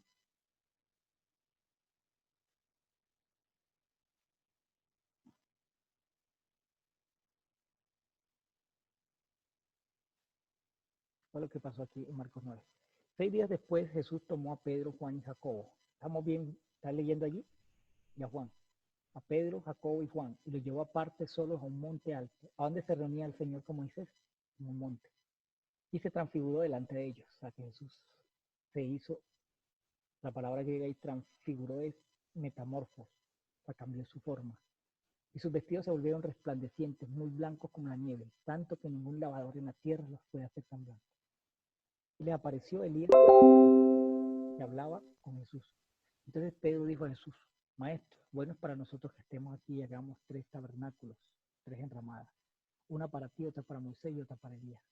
Ahí vemos ahí 3 discípulos: Jesús, Moisés y Elías, 6 personas, ¿sí o no? En total. Y dice, y entonces vino una nube que los cubrió, les hizo sombra. ¿Cierto? Dice, y desde la nube una voz que decía: Este es mi hijo amado, en el cual tengo complacencia. Este es mi hijo amado, a él oíd. ¿Cierto? Le damos cuenta que hay una nube que, ¿qué? ¿Cómo dice aquí? Una nube que, ¿qué? Que los cubrió. Una nube que los cubrió, les hizo sombra. Y la misma expresión que se utiliza cuando María recibe la concepción de Jesús. Ahora vamos a lo que dice Mateo 17. Dice, 6 días después tomó Jesús a Pedro, a Jacobo y a Juan su hermano y los llevó aparte a un monte alto y se transfiguró delante de ellos y resplandeció su rostro como el sol y sus vestidos se hicieron blancos como la luz. ¿Cierto? Dice, entonces Pedro dice, y aquí le aparecieron Moisés y Elías hablando con él. ¿Con quién hablaban? Con Jesús. Entonces Pedro dijo a Jesús: Señor, bueno es para nosotros que estemos aquí. Si quieres hagamos aquí 3 tabernáculos, 3 enramadas. Una para ti, otra para Moisés y otra para Elías. ¿Cierto? Si das cuenta, Pedro tenía la idea de que el Mesías, ¿sí?, en su reino vendría en una fiesta de tabernáculos. Y eso lo vamos a entender luego. Por eso es que él pide hacer enramada en este momento, porque él pensaba que estaba cumpliéndose los tabernáculos con la manifestación de la gloria del Mesías. Él pensó, bueno, ya vamos a entrar entonces en el reino y Jesús va a tomar la potestad y la gloria, entonces ya empecemos la fiesta de tabernáculos. Entonces, bien, entonces mira esto, verso 5. Mientras él aún hablaba, una nube de luz los cubrió, y aquí una voz desde la nube que decía: Este es mi hijo amado. ¿Una nube de qué? Lea lo que dice aquí, hermano Rodrigo, que dice: Una nube de luz los cubrió. ¿Sí o no? ¿Cierto? ¿Una nube de qué? De luz los cubrió. Y aquí una voz desde la nube que decía: Este es mi hijo amado y quien tengo complacencia en él. Y al oír esto, los discípulos se postraron sobre su rostro y tuvieron un gran temor. Entonces Jesús se acercó y los tocó y dijo: Levantaos y no temáis. ¿Cierto? Ya puede quitar ¿cómo se llama? La cámara, el compartir pantalla. Entonces, hermano, si te das cuenta, la nube en la cual Jesús reveló la gloria a los discípulos no es una nube que nosotros pensamos hoy en día. Entonces, cuando nosotros leemos los textos de Apocalipsis, como vemos una nube y en medio de la nube al Hijo del Hombre, ¿cierto? Nosotros siempre pensamos, no, este tiene que ser una nube vaporosa, pero no hay nada que esté dentro del pensamiento de Pablo, el pensamiento de Jesús, que hace referencia a esto, ¿no? Entonces, hay una cosa peculiar, es que cuando tú vas a la fiesta de las trompetas, desde la experiencia de Sinaí, el viento de las trompetas, que Dios dio en el Sinaí la orden para que hiciera esto, Dios le dijo a Moisés que construyera 2 trompetas. Por eso se va a hablar en la mención de Pablo, la venida del Señor, se va a hablar de las trompetas. Y si das cuenta, Dios le dijo a Moisés que construyeran 2 trompetas de plata. ¿Sí? Flavio Josefo en la Antigüedad de los Judíos menciona ese mismo asunto, como Moisés fue el que dio la forma a la trompeta, que se hicieron de plata. Dice que era como un tubo estrecho, algo más grueso que el de una flauta, y terminaba en forma de una campana. ¿Sí? Entonces sabemos que Dios inspiró a Moisés para que él hiciera las trompetas, ¿no? Pero en Números 10, Números capítulo 10, por eso decía que necesitamos conocer una base del Antiguo Testamento, tenemos que conocer Génesis, Éxodo, y en este caso eran Números, ¿no? Y luego más el Levítico, todo este tema, ¿no? El Señor hablaba además a Moisés diciendo, Números 10:1, hazte 2 trompetas de plata. Vamos a poner este versículo para que lo podamos aquí. Números 10, Números 10, 10,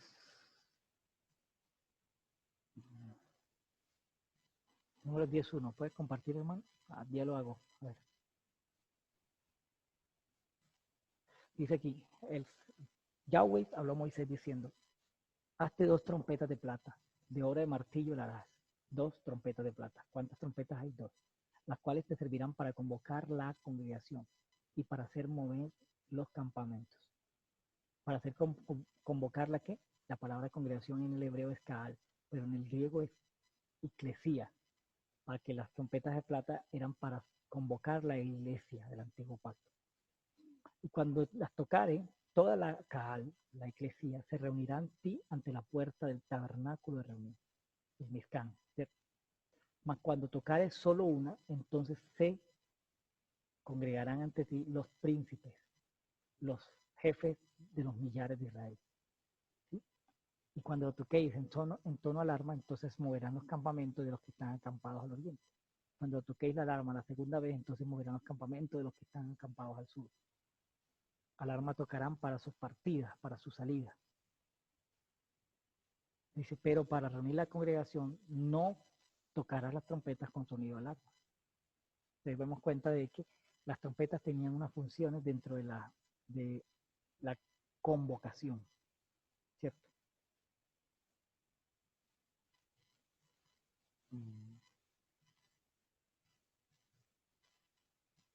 ¿Cómo hago para salir de aquí?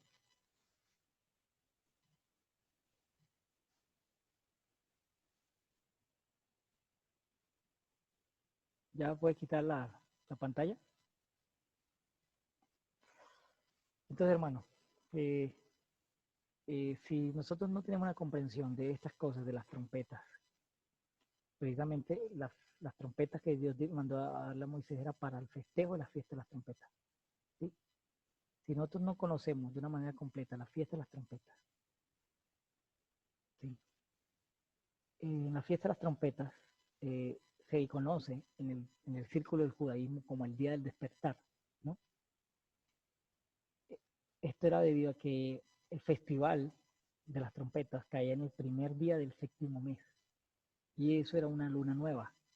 Es decir, cuando la primera franjita de la luna sale en el cielo, al comienzo de cada mes, entonces empezaba ese día la fiesta de trompetas. En el círculo del judaísmo del primer siglo, donde Jesús se desarrolló, había una incertidumbre en cuándo era el momento en que la luna nueva aparecía para entonces empezar la fiesta de las trompetas. ¿Sí? Y a veces no se podía ver si estaba nublado. Es por esa razón que en el círculo de ese día, el día en que empezaba la fiesta de las trompetas, se conocía como el día y la hora que nadie sabe. ¿Sí? Es por eso que Jesús en Mateo 25, hablando del mismo tema, la venida dice, velad pues porque no sabéis el día ni la hora. Esa frase, no saber el día y la hora, no es un dicho de lo que nosotros pensamos occidentalmente. Era un dicho de la época del judaísmo, del segundo templo, peculiar de la época de Jesús del primer siglo, que aplicaba específicamente a la fiesta de los tabernáculos, el día de la luna nueva, que era un día desconocido debido a que no se sabía en qué momento del principio de ese mes, que el mes séptimo empezaba la fiesta, ¿no? Entonces, por eso que se habla, por eso es que Pablo en Tesalonicenses habla, eh, que habla de la trompeta de Dios, ¿no?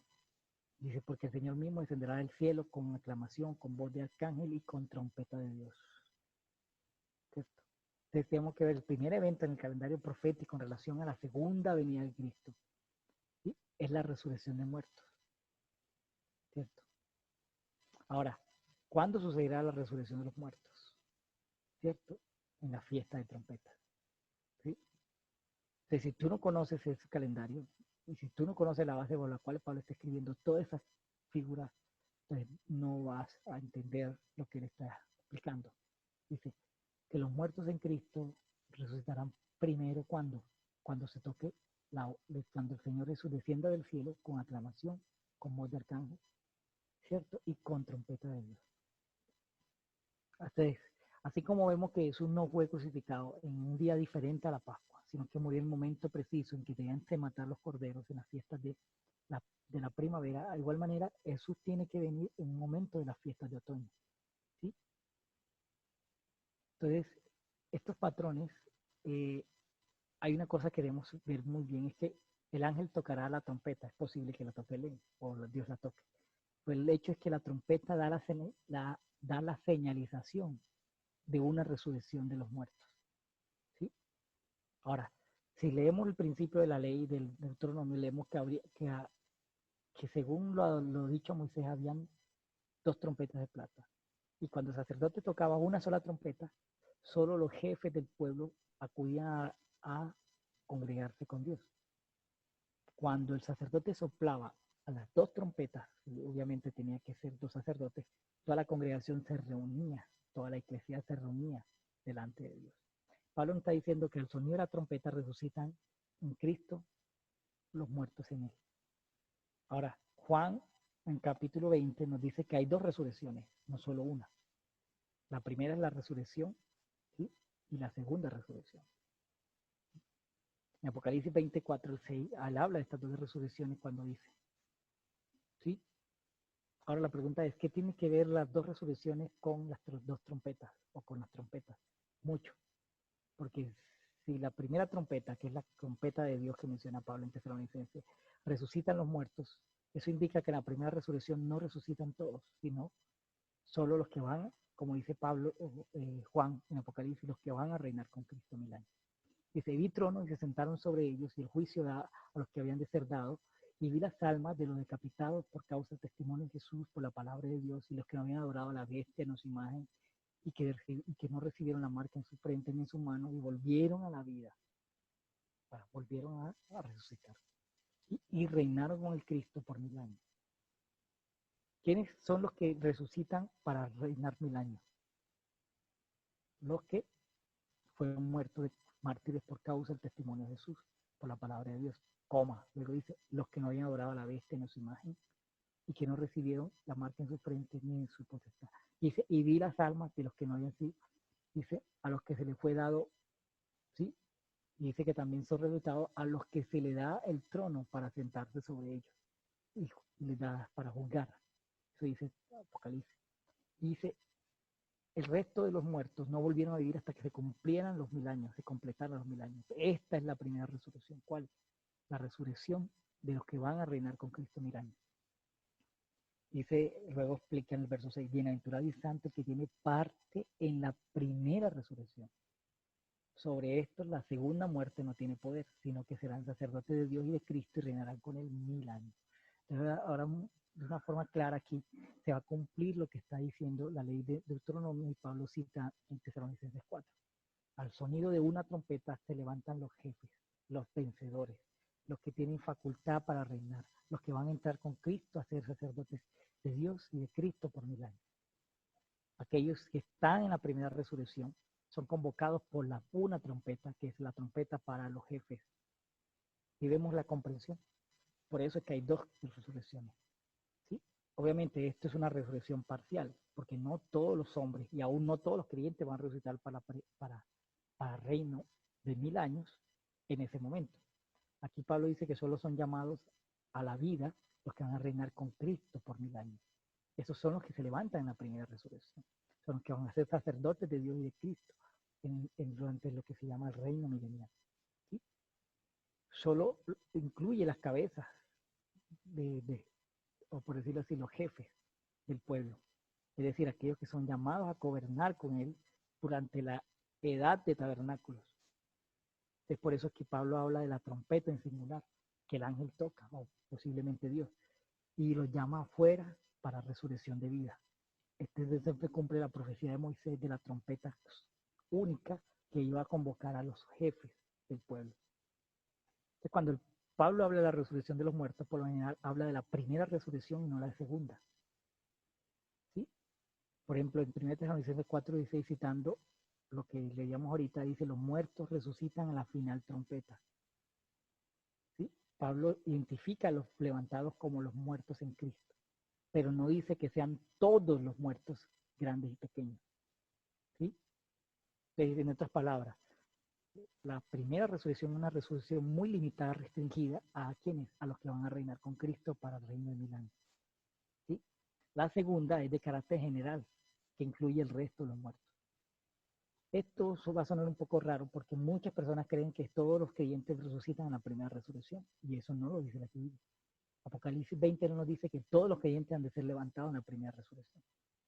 Simplemente nos dice que son creyentes, ¿sí? Que son los que pertenecían a la categoría de los creyentes en el Mesías. Esos serán, pero no dice que todos los creyentes.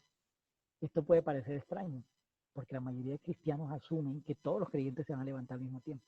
Pero eso no es lo que está establecido bajo las leyes de la venida del Señor en el Antiguo y en los escritos que Pablo tenía comprensión de las Escrituras. ¿Sí? Por eso es que en Juan 5, 28, 29, cuando Jesús habla de la resurrección también, él dice, no se maravillen de esto porque viene la hora en que todos los que están en los sepulcros oirán su voz. Entonces ahí donde dice la milenarista, viste, que hay una sola resurrección, una misma hora, una sola resurrección de todos. ¿Cierto? Pero que Jesús no está hablando ahí de la primera resurrección, está hablando de la resurrección general. Dice, porque viene la hora en que todos los que están en los sepulcros irán su voz y saldrán los que hicieron lo bueno a una resurrección de vida, más los que hicieron mal a una resurrección de juicio. Aquí Jesús no se está refiriendo a la primera resurrección, sino a la esperanza escatológica que todo creyente y todo judío tenía sobre que había una resurrección final. Cuando Jesús le pregunta a María, ¿tú crees que tu hermano resucitará? Y él le dice, sí, yo creo que resucitará en el día postrero, en la resurrección del día postrero. Todos los creyentes judíos, ¿sí?, creían que había una resurrección general. Pero lo característico de la mención de Pablo y de Juan y de Jesús mismo es que Juan menciona otra resurrección diferente a la resurrección del día final, que es la general, que se llama la primera resurrección para los sacerdotes, los creyentes que alcancen la potestad para juzgar en los tronos. ¿Sí? Entonces, Jesús dice que la hora viene donde se han levantado todos y ese momento se les dará a algunos vida, inmortalidad, mientras que a otros serán juzgados, ¿sí? Juicio. Entonces, es obvio que esto no se refiere a la resurrección de Apocalipsis 20, ¿cierto? 21 al 6. Si ves Apocalipsis 20:11, dice, y vi un gran trono blanco y el que estaba sentado sobre él, de cuya presencia la tierra y el cielo huyeron, y ningún lugar se encontró para ellos, y vi a los muertos grandes y pequeños, de pie ante el trono. Los libros fueron abiertos y otro libro fue abierto, cuál es el libro de la vida, y fueron juzgados los muertos por las cosas que estaban escritas en los libros según sus obras. La pregunta es, si todos los creyentes resucitan, como normalmente cree el dispensacionalismo y la mayoría asumen que todos resucitan en la primera resurrección, ¿por qué el libro de la vida está en la última resurrección, en la segunda resurrección? Cuando están todos los muertos grandes y pequeños. ¿Qué tiene que hacer el libro de la vida si los creyentes ya resucitaron todos en la primera resurrección? Eso es un bache que deja la posición dispensacionalista, las cuales toman como caballito de batalla los amileniaristas que no creen que existe un milenio, para decir no, que hay una sola resurrección y una resurrección final y ya todo se acabó, ¿cierto? Pero eso no es lo que dice el texto, ¿sí? Ahí entonces debe saber que la resurrección de Apocalipsis 20:11, ¿sí?, el cual huyen el cielo y la tierra y los muertos grandes y pequeños que acuden delante del trono, y luego son los libros abiertos y son juzgados allí, ¿cierto? Entonces, y es cuando son juzgadas la muerte y el Hades y todo ese tema, ¿cierto? Ahí es cuando encontramos que esa es la resurrección general. cuando los que no son hallados, encontrados en el libro de la vida, son lanzados al lado del fuego. La pregunta que yo siempre le he hecho a un pretribulacionista, premilenial, premilenarista, que dice que todos resucitan en la primera resurrección, es ¿qué hace el libro de la vida dentro de la segunda resurrección? En el segundo juicio, que es la resurrección del trono blanco. ¿No? Entonces, note especialmente que en la resurrección general se menciona el libro de la vida. El texto en el versículo 15 de ese Apocalipsis implica que muchos se encontrarán en el libro de la vida. En ninguna parte nos dice que nadie en la resurrección general se encontró en ese libro. Tampoco implica cualquier lugar en todo el mundo levantada. ¿Sí? No, tenemos que ver lo que la Biblia dice, hasta donde ella diga, nosotros tenemos que decir. A veces hacemos conclusiones fuera de lo que nos está dicho. Solo podemos concluir entonces que la resurrección en general, al final de los 1000 años, de los 1000 años, el ángel puede tocar las ambas trompetas, ¿sí? Ahí es donde va a convocar a toda la asamblea, ¿sí? Pero debido a que ha sido convocado 1000 años antes, los que van a reinar con Cristo, es claro que por eso Pablo dice que se toca la trompeta, una sola. ¿Sí? La iglesia en todo su conjunto será levantada de entre los muertos al final de los 1000 años, junto con los no creyentes, ¿cierto? Y es aquí donde los incrédulos los serán juzgados por el lago de fuego por no estar en el libro de la vida, ¿sí? Entonces, ahora el testimonio de Félix, de Pablo ante Félix, es una cosa que vamos a ver también en Hechos 24:14. Él admite que había una resurrección, una de justos como de injustos. Vamos a leer ese testimonio, está en Hechos 24:14. Hermano, puedes, Hechos 24:14, puedes compartir ya, espérate un momentico. Hechos 24:14. Hechos 24:14.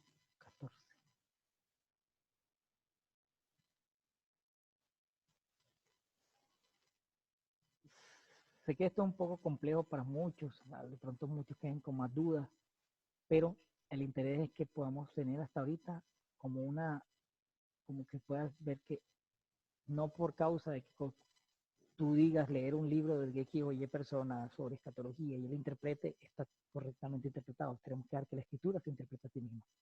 Hechos 24:14 dice, pero que confieso esto, que conforme al camino que ellos llaman secta, así sirvo al Dios de mi Padre, creyendo todas las cosas que en la ley y en los profetas están escritas, teniendo esperanza en Dios, que ha de haber la resurrección de muertos. El los indica que esa expresión no está en el griego, así de justos como de injustos, que ellos esperan. ¿Quiénes eran ellos? Los judíos, ¿cierto? Entonces Pablo que dice aquí que hay resurrección de qué? De muertos, así de justos como de injustos. Y por esto procuro yo siempre tener conciencia sin remordimiento acerca de Dios y acerca de los hombres. Te das cuenta que Pablo menciona aquí que había una resurrección de los justos y justos. Entonces, donde el amileniarista va a decir, vea, hay una sola resurrección, vea, Pablo nada más tenía uno. ¿Cierto? Entonces vamos vuelve otra vez, hermano, quita el... ¿Ya se quitó? No, no voy para quitar. Bueno, ya. Sí, listo. Entonces, aquí dan cuenta de que eh, pareciera que las únicas posiciones correctas serían el pretribulacionismo por los baches que tienen en la escatología, y por eso mucha gente cae en el amilenarismo. Yo fui reformado, estudié en una escuela reformada, y en la escuela reformada aprendí muchas cosas que no tenían, ¿cómo se llama? A veces eh, exégesis clara, porque siempre venía de inferencia. Es una teología muy inferencista, y en ese contexto, cuando yo enseñaba el amilenarismo, era uno de los textos que utilizaba, este que leímos de Hechos 24, para decir que había una sola resurrección y que ya estábamos en el milenio. Pero realmente después tuve que cambiar la postura, ¿sí? Yo sé que algunos hermanos tienen esta postura.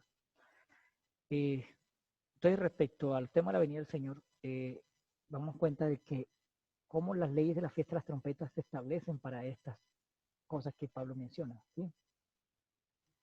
Cuando tú vas, por ejemplo, a Filipenses 3, Pablo está haciendo una apología, ¿cierto? Y dice que él corre la carrera, ¿cierto? Para ver si alcanza el premio, dijo, ¿cierto? Y él habla en Filipenses capítulo 3, verso 10. Y creo que el hermano me comparte otra vez aquí. Aquí él no solamente menciona la una resurrección que mencionó ante la defensa de Félix para con los judíos de la época, sino que Filipenses 3 menciona una resurrección especial, ¿sí? Una resurrección especial. Y aquí me doy cuenta de que Pablo, además de creer en una resurrección general, creía en otra resurrección especial. Aquí van a rechinar los dientes muchos milenialistas que solamente creen en una sola resurrección final y total. Uno de ellos, el hermano Ángel García, él no cree que hay más resurrecciones. Pero cuando tú haces un análisis exegético del texto de Filipenses 3, vas a encontrarte que Pablo sí quería en otra resurrección muy especial. Ustedes van a ir lo que dice el verso 7 hasta el verso 11. Pero las cosas que para mí eran ganancias, las ha apreciado como pérdida por Cristo. ¿Cierto? La versión más tácita dice estiércol. Y ciertamente aún aprecio todas las cosas como estiércol por el eminente conocimiento de Cristo. Ahí la palabra es por la epignosis. La palabra griega es epignosis, eminente conocimiento. El conocimiento que viene del espíritu de arriba. Conocimiento pleno. ¿Sí? Conocimiento pleno. La epignosis del Mesías, Yahshua, Jesús, mi Señor, por quien lo he perdido todo y lo tengo por estiércol para ganar al Mesías. Y por ser hallado en él, no teniendo mi justicia. Ser hallado en él, no teniendo mi justicia, que es por la ley, sino por la fe del Mesías, del Cristo, la justicia que es de Dios por la fe, para conocerle y el poder de su resurrección. Aquí Pablo utiliza una expresión que se llama dinamis tos autos anastasis. La expresión aquí, el poder de su resurrección. Aquí en esta mención de la expresión resurrección, hay la palabra normal para resurrección, se llama anastasis. ¿Sí? Luego dice, y la participación de sus padecimientos en conformidad a su muerte.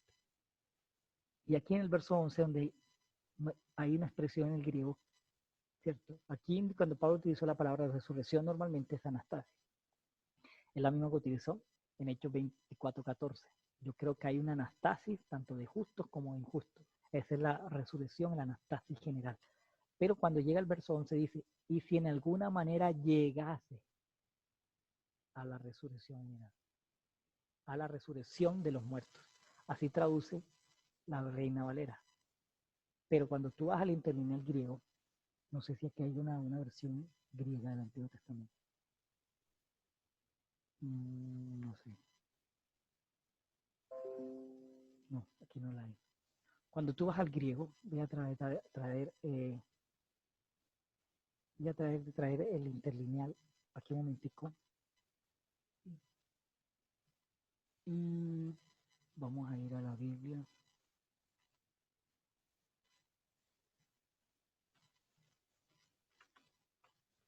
El interlineal. Buscarlo aquí, interlineal. Debía tener otro texto ya listo, pero bueno, para que se den cuenta que no es un invento mío, que esto aparece en todos los interlineales del Nuevo Testamento.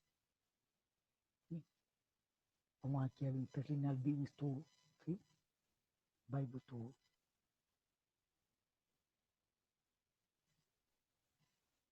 Y vamos aquí a leer Filipenses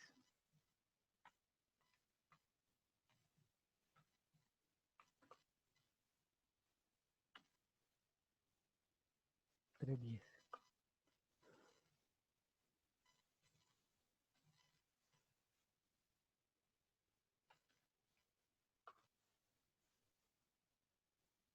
Aquí Philippians 3:7. ¿Sí? Y vamos a poner aquí interlineal Bible.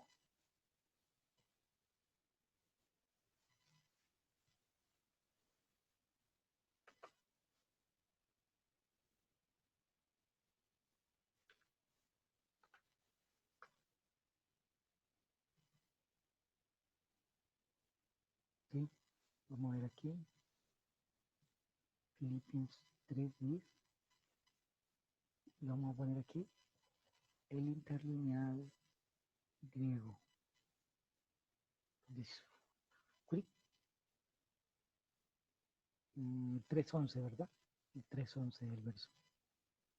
3:11. 3:11. Voy a leer el 10 para que viera lo que dice el interlineal, lo que dice el interlineal en el 10 cuando habla del poder de su resurrección. Dice, cae, ahí se ve, hermano. ¿Sí? ¿Aló? No, no se ve la pantalla. ¿No? Dense su Bueno, ya puede compartirla. compartir. Ya puedo compartir. Voy a compartir. Vamos a leer aquí. Disculpe la demora, hermano, pero está complicado sacarle un interlineal. Míralo aquí. ¿Cierto? Voy a tratar de ampliarlo un poquito para que se pueda ver un poquito más didáctico el asunto. Ahí está el verso 3:10, ¿no? Dice, Tou Ginomai, a fin de conocerle. Dice, Kai. Y ten, ¿sí? Ten dunamis tous anastesias. ¿Se da cuenta? ¿Se da cuenta? El poder de su resurrección. Vea cómo dice la expresión, cómo la palabra resurrección está en el griego. Anastesios. ¿Sí o no? Bueno, entonces vamos a ver ahora el 3:10, el 3:11, donde habla la expresión si en alguna manera llegase a la resurrección de entre los muertos. La pregunta, ahorita vamos a hacer algunas preguntas. Mira lo que dice aquí. Ei pos, ¿sí? ¿Cierto? Cata teso, eis ton, y vea lo que va a decir la palabra que va a utilizar para resurrección. Si en alguna manera llegase hacia la exanastasis. ¿Qué es la palabra que utiliza Pablo allí? Utiliza una palabra distinta para resurrección. En nuestra versión Reina Valera normalmente va a decir así: resurrección de los muertos, resurrección sola, ¿sí o no? Pero aquí dice la resurrección de los muertos. La palabra utilizada aquí para resurrección en el interlineal acá es, ¿sí? Exanastasis ten ex necron. ¿Qué significa? La exanastasis o la resurrección especial de entre los muertos. De entre, de ex significa entre y necrón. Por eso se habla de necrofilia o necroxia, es la palabra necrón, ¿cierto? Entonces aquí la palabra es eis ten exanastasis ten ex necrón, significa una resurrección especial de entre los muertos. Pablo creía en una resurrección general, como todo judío de la época. Pero lo que llega aquí a decir en Filipenses es que él no tenía segura la resurrección, no la general, la que él sabía que todo el mundo albergaba como conocedor de la Escritura del Antiguo Testamento, sino que él esperaba alcanzar una resurrección especial llamada la exanastasis. ¿Sí? La palabra exa significa exclusiva. ¿Sí? Algunos hermanos la han llamado, algunos traductores y eruditos han llamado eso la suprarresurrección. ¿Cierto? ¿Sí te das cuenta, hermano, la diferencia entre esta palabra exanastasis a la palabra anterior del verso 10? Exanastasios. Allá es Anastasio solo, sin el ex, sin esta parte de aquí. Si das cuenta, sin esa parte azul que subrayé, esa es la manera que está escrito la palabra resurrección. Pero aquí está exanastasis, ten ek necron. ¿Sí? Si tú ves en el 10, la palabra está diferente, en el 10. ¿Sí? Ahí mira dónde está la palabra, exanastasios, en singular, ¿no? ¿Sí? Pero no es la misma que está en el verso 11. De esta forma sí comprobamos que Pablo sí creía en otra resurrección. Es alguna de las cosas que me permitieron abandonar el amilenarismo, que negaba una resurrección especial de ciertos creyentes. Pero aquí, esta es la palabra exanastasin ten ek necron. ¿Sí vio? ¿Usted me está escuchando, hermano? Sí. ¿Sí? Entonces, son cositas que, ¿cómo te diría? Si tú no haces un análisis crítico, si tú no conoces una base veterotestamentaria, y si tú no puedes conocer las leyes del Antiguo Testamento para estas cosas, entonces vamos a enseñar cosas que otros han dicho, pero sin hacer tú un análisis bíblico y esperando que la escritura se explique con las escrituras. ¿Mm? Entonces, ya puedes quitar la pantalla. Entonces, damos cuenta que Pablo sí creía en una resurrección especial. Por eso él dice, si en alguna manera se llegase, ¿cierto? A la superresurrección, a la suprarresurrección. La palabra es anastasin ek necron, ¿sí? O podemos decir resurrección de entre los muertos, una resurrección especial de entre los muertos. Y hay una cosa interesante, por ejemplo, el doctor Bullinger, que es un comentarista de la Companion Bible, él, yo investigando sobre el señor Bullinger, un erudito del texto griego, dice que la resurrección de los muertos o las exanastasis, ex necron, implica una resurrección de alguno y es una resurrección especial. ¿Sí? O sea, indica que la primera de estas dos clases de resurrecciones indica que en la primera los otros se quedan atrás. ¿Y cuánto tiempo nos queda, hermano? Todo el tiempo que usted quiera, hermano, todavía Sí. seguimos aquí. Dice Pablo, por eso es que Pablo va a decir, no que la haya alcanzado ya, ni que ya sea maduro, pero sigo adelante a ver si puedo hacer aquello por lo cual también fui alcanzado, ¿cierto? Es por eso que Pablo habla de lograr una meta, y la meta para él no era simplemente resucitar, no simplemente era ser salvo, sino era alcanzar ¿qué cosa? Alcanzar la exanastasis, ¿sí? De entre los muertos, la suprarresurrección de entre los muertos. Amén. Entonces, ahí de esta forma damos cuenta cómo las leyes de las trompetas se cumplen para las leyes de la resurrección y para el encuentro del Señor con los suyos. ¿Sí? Entonces, quiero dejar allí para luego ver el tema en otra posterior ocasión, el tema sobre los eventos de su parucía, ¿no?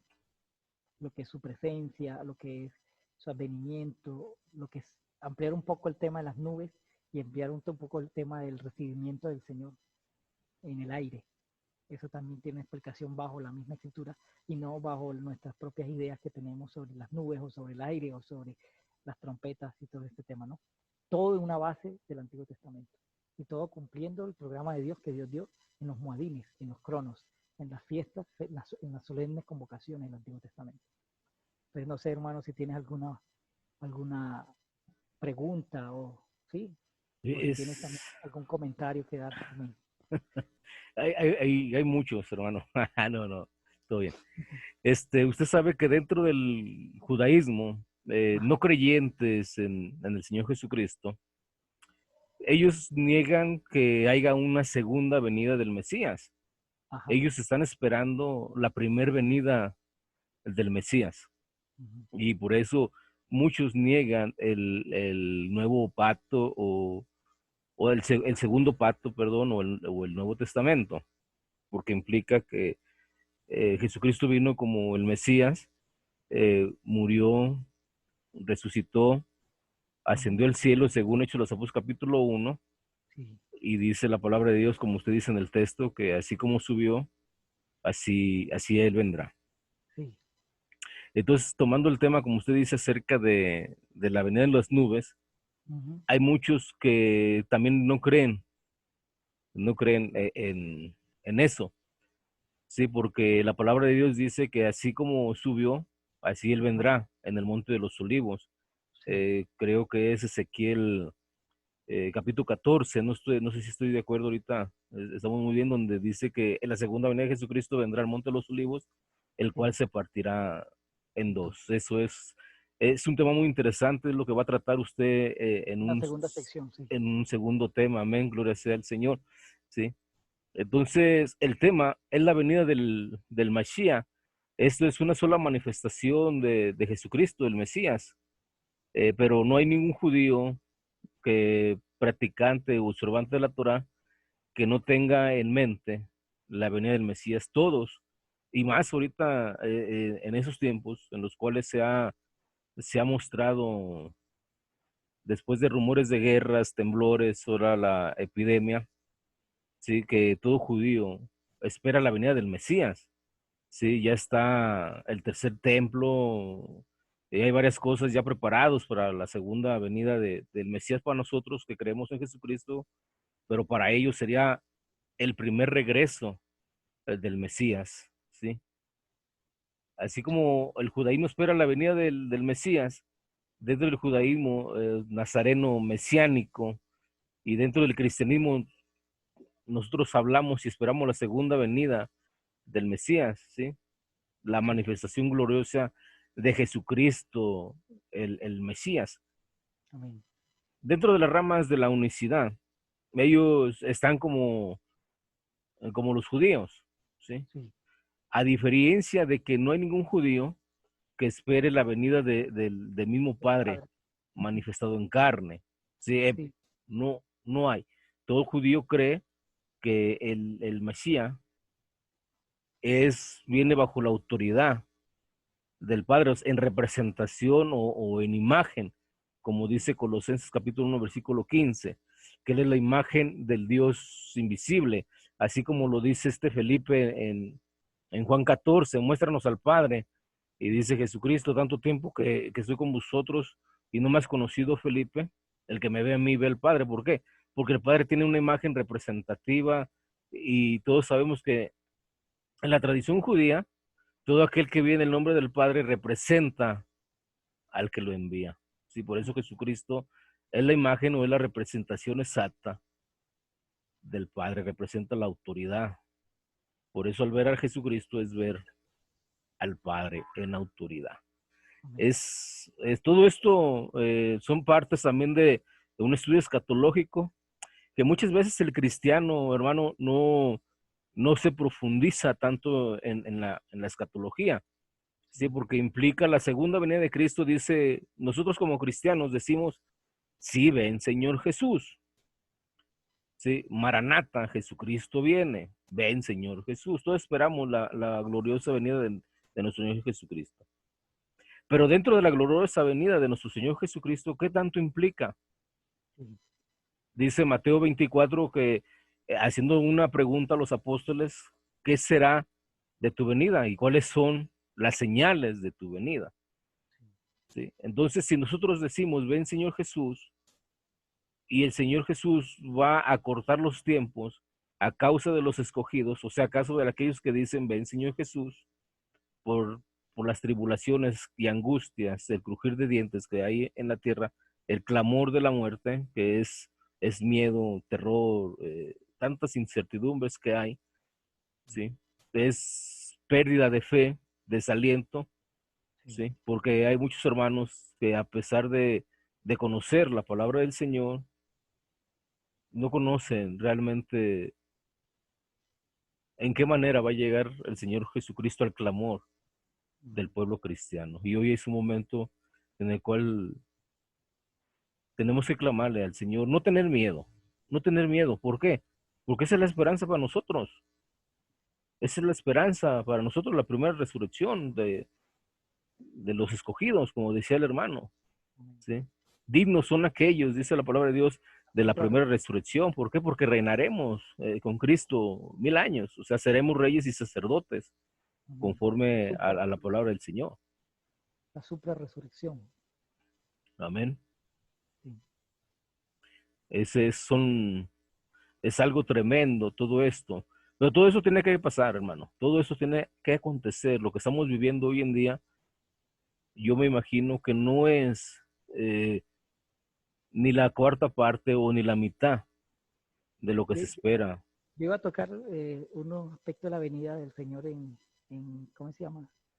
En Habacuc, donde él menciona, y Ageo, donde él menciona su venida, ¿no? Donde dice que él viene con poder y se oculta entre su poder, y luego dice pestilencia van delante de él, y otras cosas. Menciona ahí sobre los collados, cómo se derriten de su ¿Sí? presencia, y los montes, ¿no? Sí, Obviamente, dice, eso no puede ser tomado literalmente, ¿no? Pero hay una creo de que las no. cosas que menciona Habacuc, dice que pestilencias van delante de él. Voy a aquí compartirlo un momentico y leerlo a manera de ¿cómo se llama? De Sí. a manera Y como luego de también palabra. ahí el Señor Jesucristo vino a hacer juicio a la tierra y no lo hizo. No lo hizo en la primera venida, no completó lo que él tenía que hacer, pero él viene Él venía a destruir al impío, pero grande es su misericordia que nos dio la oportunidad de arrepentirnos y de creer en Él para estar a vida eterna. Y ya en la su segunda venida vendrá con juicio, ¿sí? Sí. Él vendrá a destruir al morador de la tierra. Amén. Y vamos a leer aquí lo que dice en la versión de las Américas, ¿no? Amén. Compárteme aquí un momentico, hermano. Dice, ¿sí? ¿Ya? Sí, compártalo. Aquí dice aquí, oh Señor, oración del profeta Habacuc en tono de signo en tono de preocupación, de lamento, de tristeza, de arrepentimiento. Oh Señor, he oído de lo que se dice de ti y temí. Aviva, oh Señor, tu obra en medio de los años. En medio de los años, dala a conocer. En la ira, acuérdate de tener compasión. Dios viene de Tenán, de Temán, y el santo del monte Parán. Su esplendor cubre los cielos, y de su alabanza se llena toda la tierra. Su resplandor es como luz, lo que leíamos ahorita, ¿cierto? Sobre las nubes en que viene él. Tiene rayos que salen de su mano, y allí se oculta su poder. Delante de él, ¿qué va? La pestilencia, y la plaga sigue sus pasos. Se detuvo e hizo temblar la tierra, miró e hizo estremecerse las naciones. Sí, se desmoronaron los montes perpetuos, se hundieron las colinas antiguas. Sus caminos son eternos. Bajo aflicción vi las tierras de Cusán, temblaban las tiendas de la tierra de Madián. ¿Cierto? Te indignaste, Señor, contra los ríos fue tu ira, contra el mar tu furor, cuando montaste en tus caballos de victoria, tus carros de victoria. Tu arco, por eso en Apocalipsis 19 habla de unos jinetes, ¿no? Y de unos carros. Ajá. Tu arco fue desnudado por completo, las varas de castigo fueron juradas, con ríos hendiste la tierra. Y hay una cosa que de pronto voy a explicar en la próxima, si el Señor nos permite, es el tema este. Viene de Temán y lo que dice aquí. Delante de él va la pestilencia y la plaga sigue sus pasos. Amén. Amén.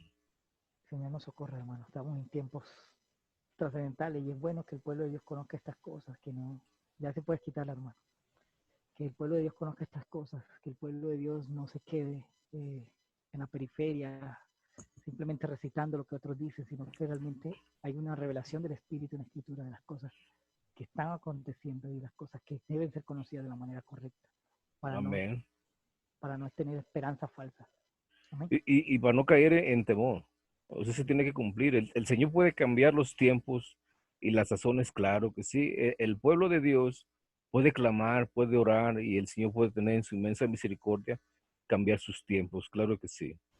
Pero también debemos de entender que lo que está escrito tiene un cumplimiento, ¿sí? Amén. Así como Jonás fue a la ciudad de Nínive y proclamó lo que le había de acontecer, la ciudad clamó al Dios Todopoderoso, se arrepintió y el Señor tuvo misericordia, ¿sí?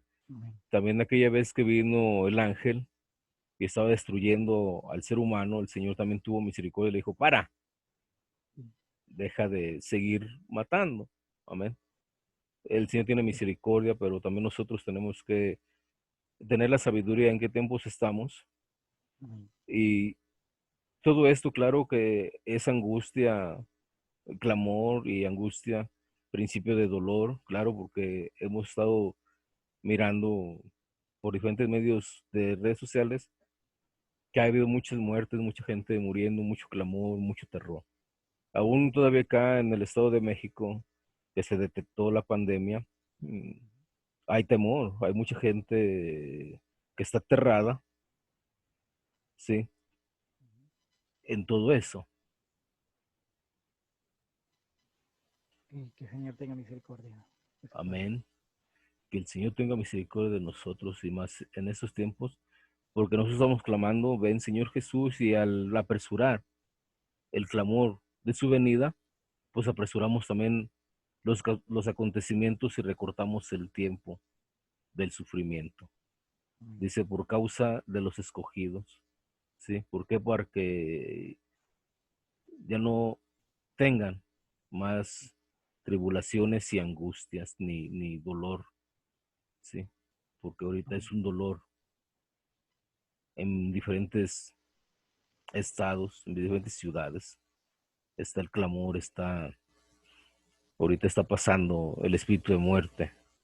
Pero nosotros tenemos una esperanza que si el Señor te llama en estos momentos, tú vas a estar ante su presencia. Esa es la promesa. ¿Por qué? Porque creemos que el Señor Jesucristo es el Hijo de Dios y es nuestro Señor y Salvador, conforme está escrito en Juan 3:16, que todo aquel que en él creyera no será No vendrá juicio, no vendrá condenación. así, sino será para vida eterna. Amén. Gloria sea al Señor. Abba, Pues es un buen tema. Adelante, hermano. Padre, te damos gracias por este tiempo de comunión en tu Hijo Jesús. Te agradecemos, Señor, por el poder de su nombre, el poder de su realeza, el poder de su persona ascendida, glorificada, porque sabemos que todos los eventos que tienen que ver con tu propósito, con tu programa, con tu plan, tienen que cumplirse de acuerdo a como tú lo estableciste. Oh Señor Dios Padre, queremos que cargue nuestros corazones con un temor santo, con una búsqueda incesante, Señor, para cuando estos eventos de tu calendario, de las fiestas de primavera, tengan un cumplimiento real y profético ante el retorno de tu Hijo, nosotros podamos, oh Padre, manifestar y estar en el estado que tú necesitas, manifestar los frutos que tú esperas recoger como el labrador espera los preciosos frutos y con paciencia espera el trabajo de su cosecha. Así será también tu venida, como dice el apóstol Jacob, ¿cierto? Que Señor, ayúdanos a tener la comprensión, la claridad y la esperanza puesta en ti, en la preciosa presencia parucía de nuestro Señor Jesús, el Mesías. Ayúdanos a fortalecernos en fe, en gracia en nuestro hombre interior, para poder ser hallados, como decía Pablo, no teniendo nuestra propia justicia, sino la justicia que procede de la fe en Jesús, el Hijo, tu Hijo, Señor. La justicia que no es conforme a la ley, sino la justicia que procede de Jesucristo por su obra, por su pacto hecho en la cruz. Que podamos, Señor, conocerte más profundamente, tener una epignosis, conocimiento eminente de tu Hijo, que podamos ser configurados aún a sus padecimientos, ¿cierto? A fin de ser hallados y alcanzar esa preciosa esperanza que Pablo tuvo, la supra-resurrección de entre los muertos, es decir, esa mejor resurrección, esa resurrección para vencedores, esa resurrección para reinar juntamente con tu Hijo. Gracias, Padre. Bendice a los que escucharon este programa y bendice a mi hermano Rodrigo por todo su tiempo, toda su dedicación, Señor. En el nombre de Jesús te agradecemos y te damos gracias. Amén.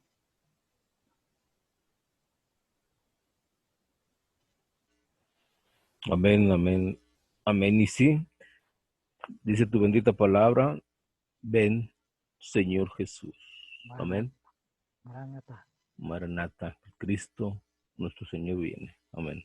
Gloria sea al Señor. Pues bien, amados hermanos, recuerda, esta fue la primera parte del tema titulado Las leyes de la segunda venida del Señor Jesús, el Cristo. Espera el segundo programa con nuestro amado hermano expositor Samuel Isaac Silva desde Colombia. Amén. Gloria sea al Señor. Sea bendecido en el nombre de nuestro Señor Jesucristo. Salud y paz, Bendición. hermano. Amén. Amén.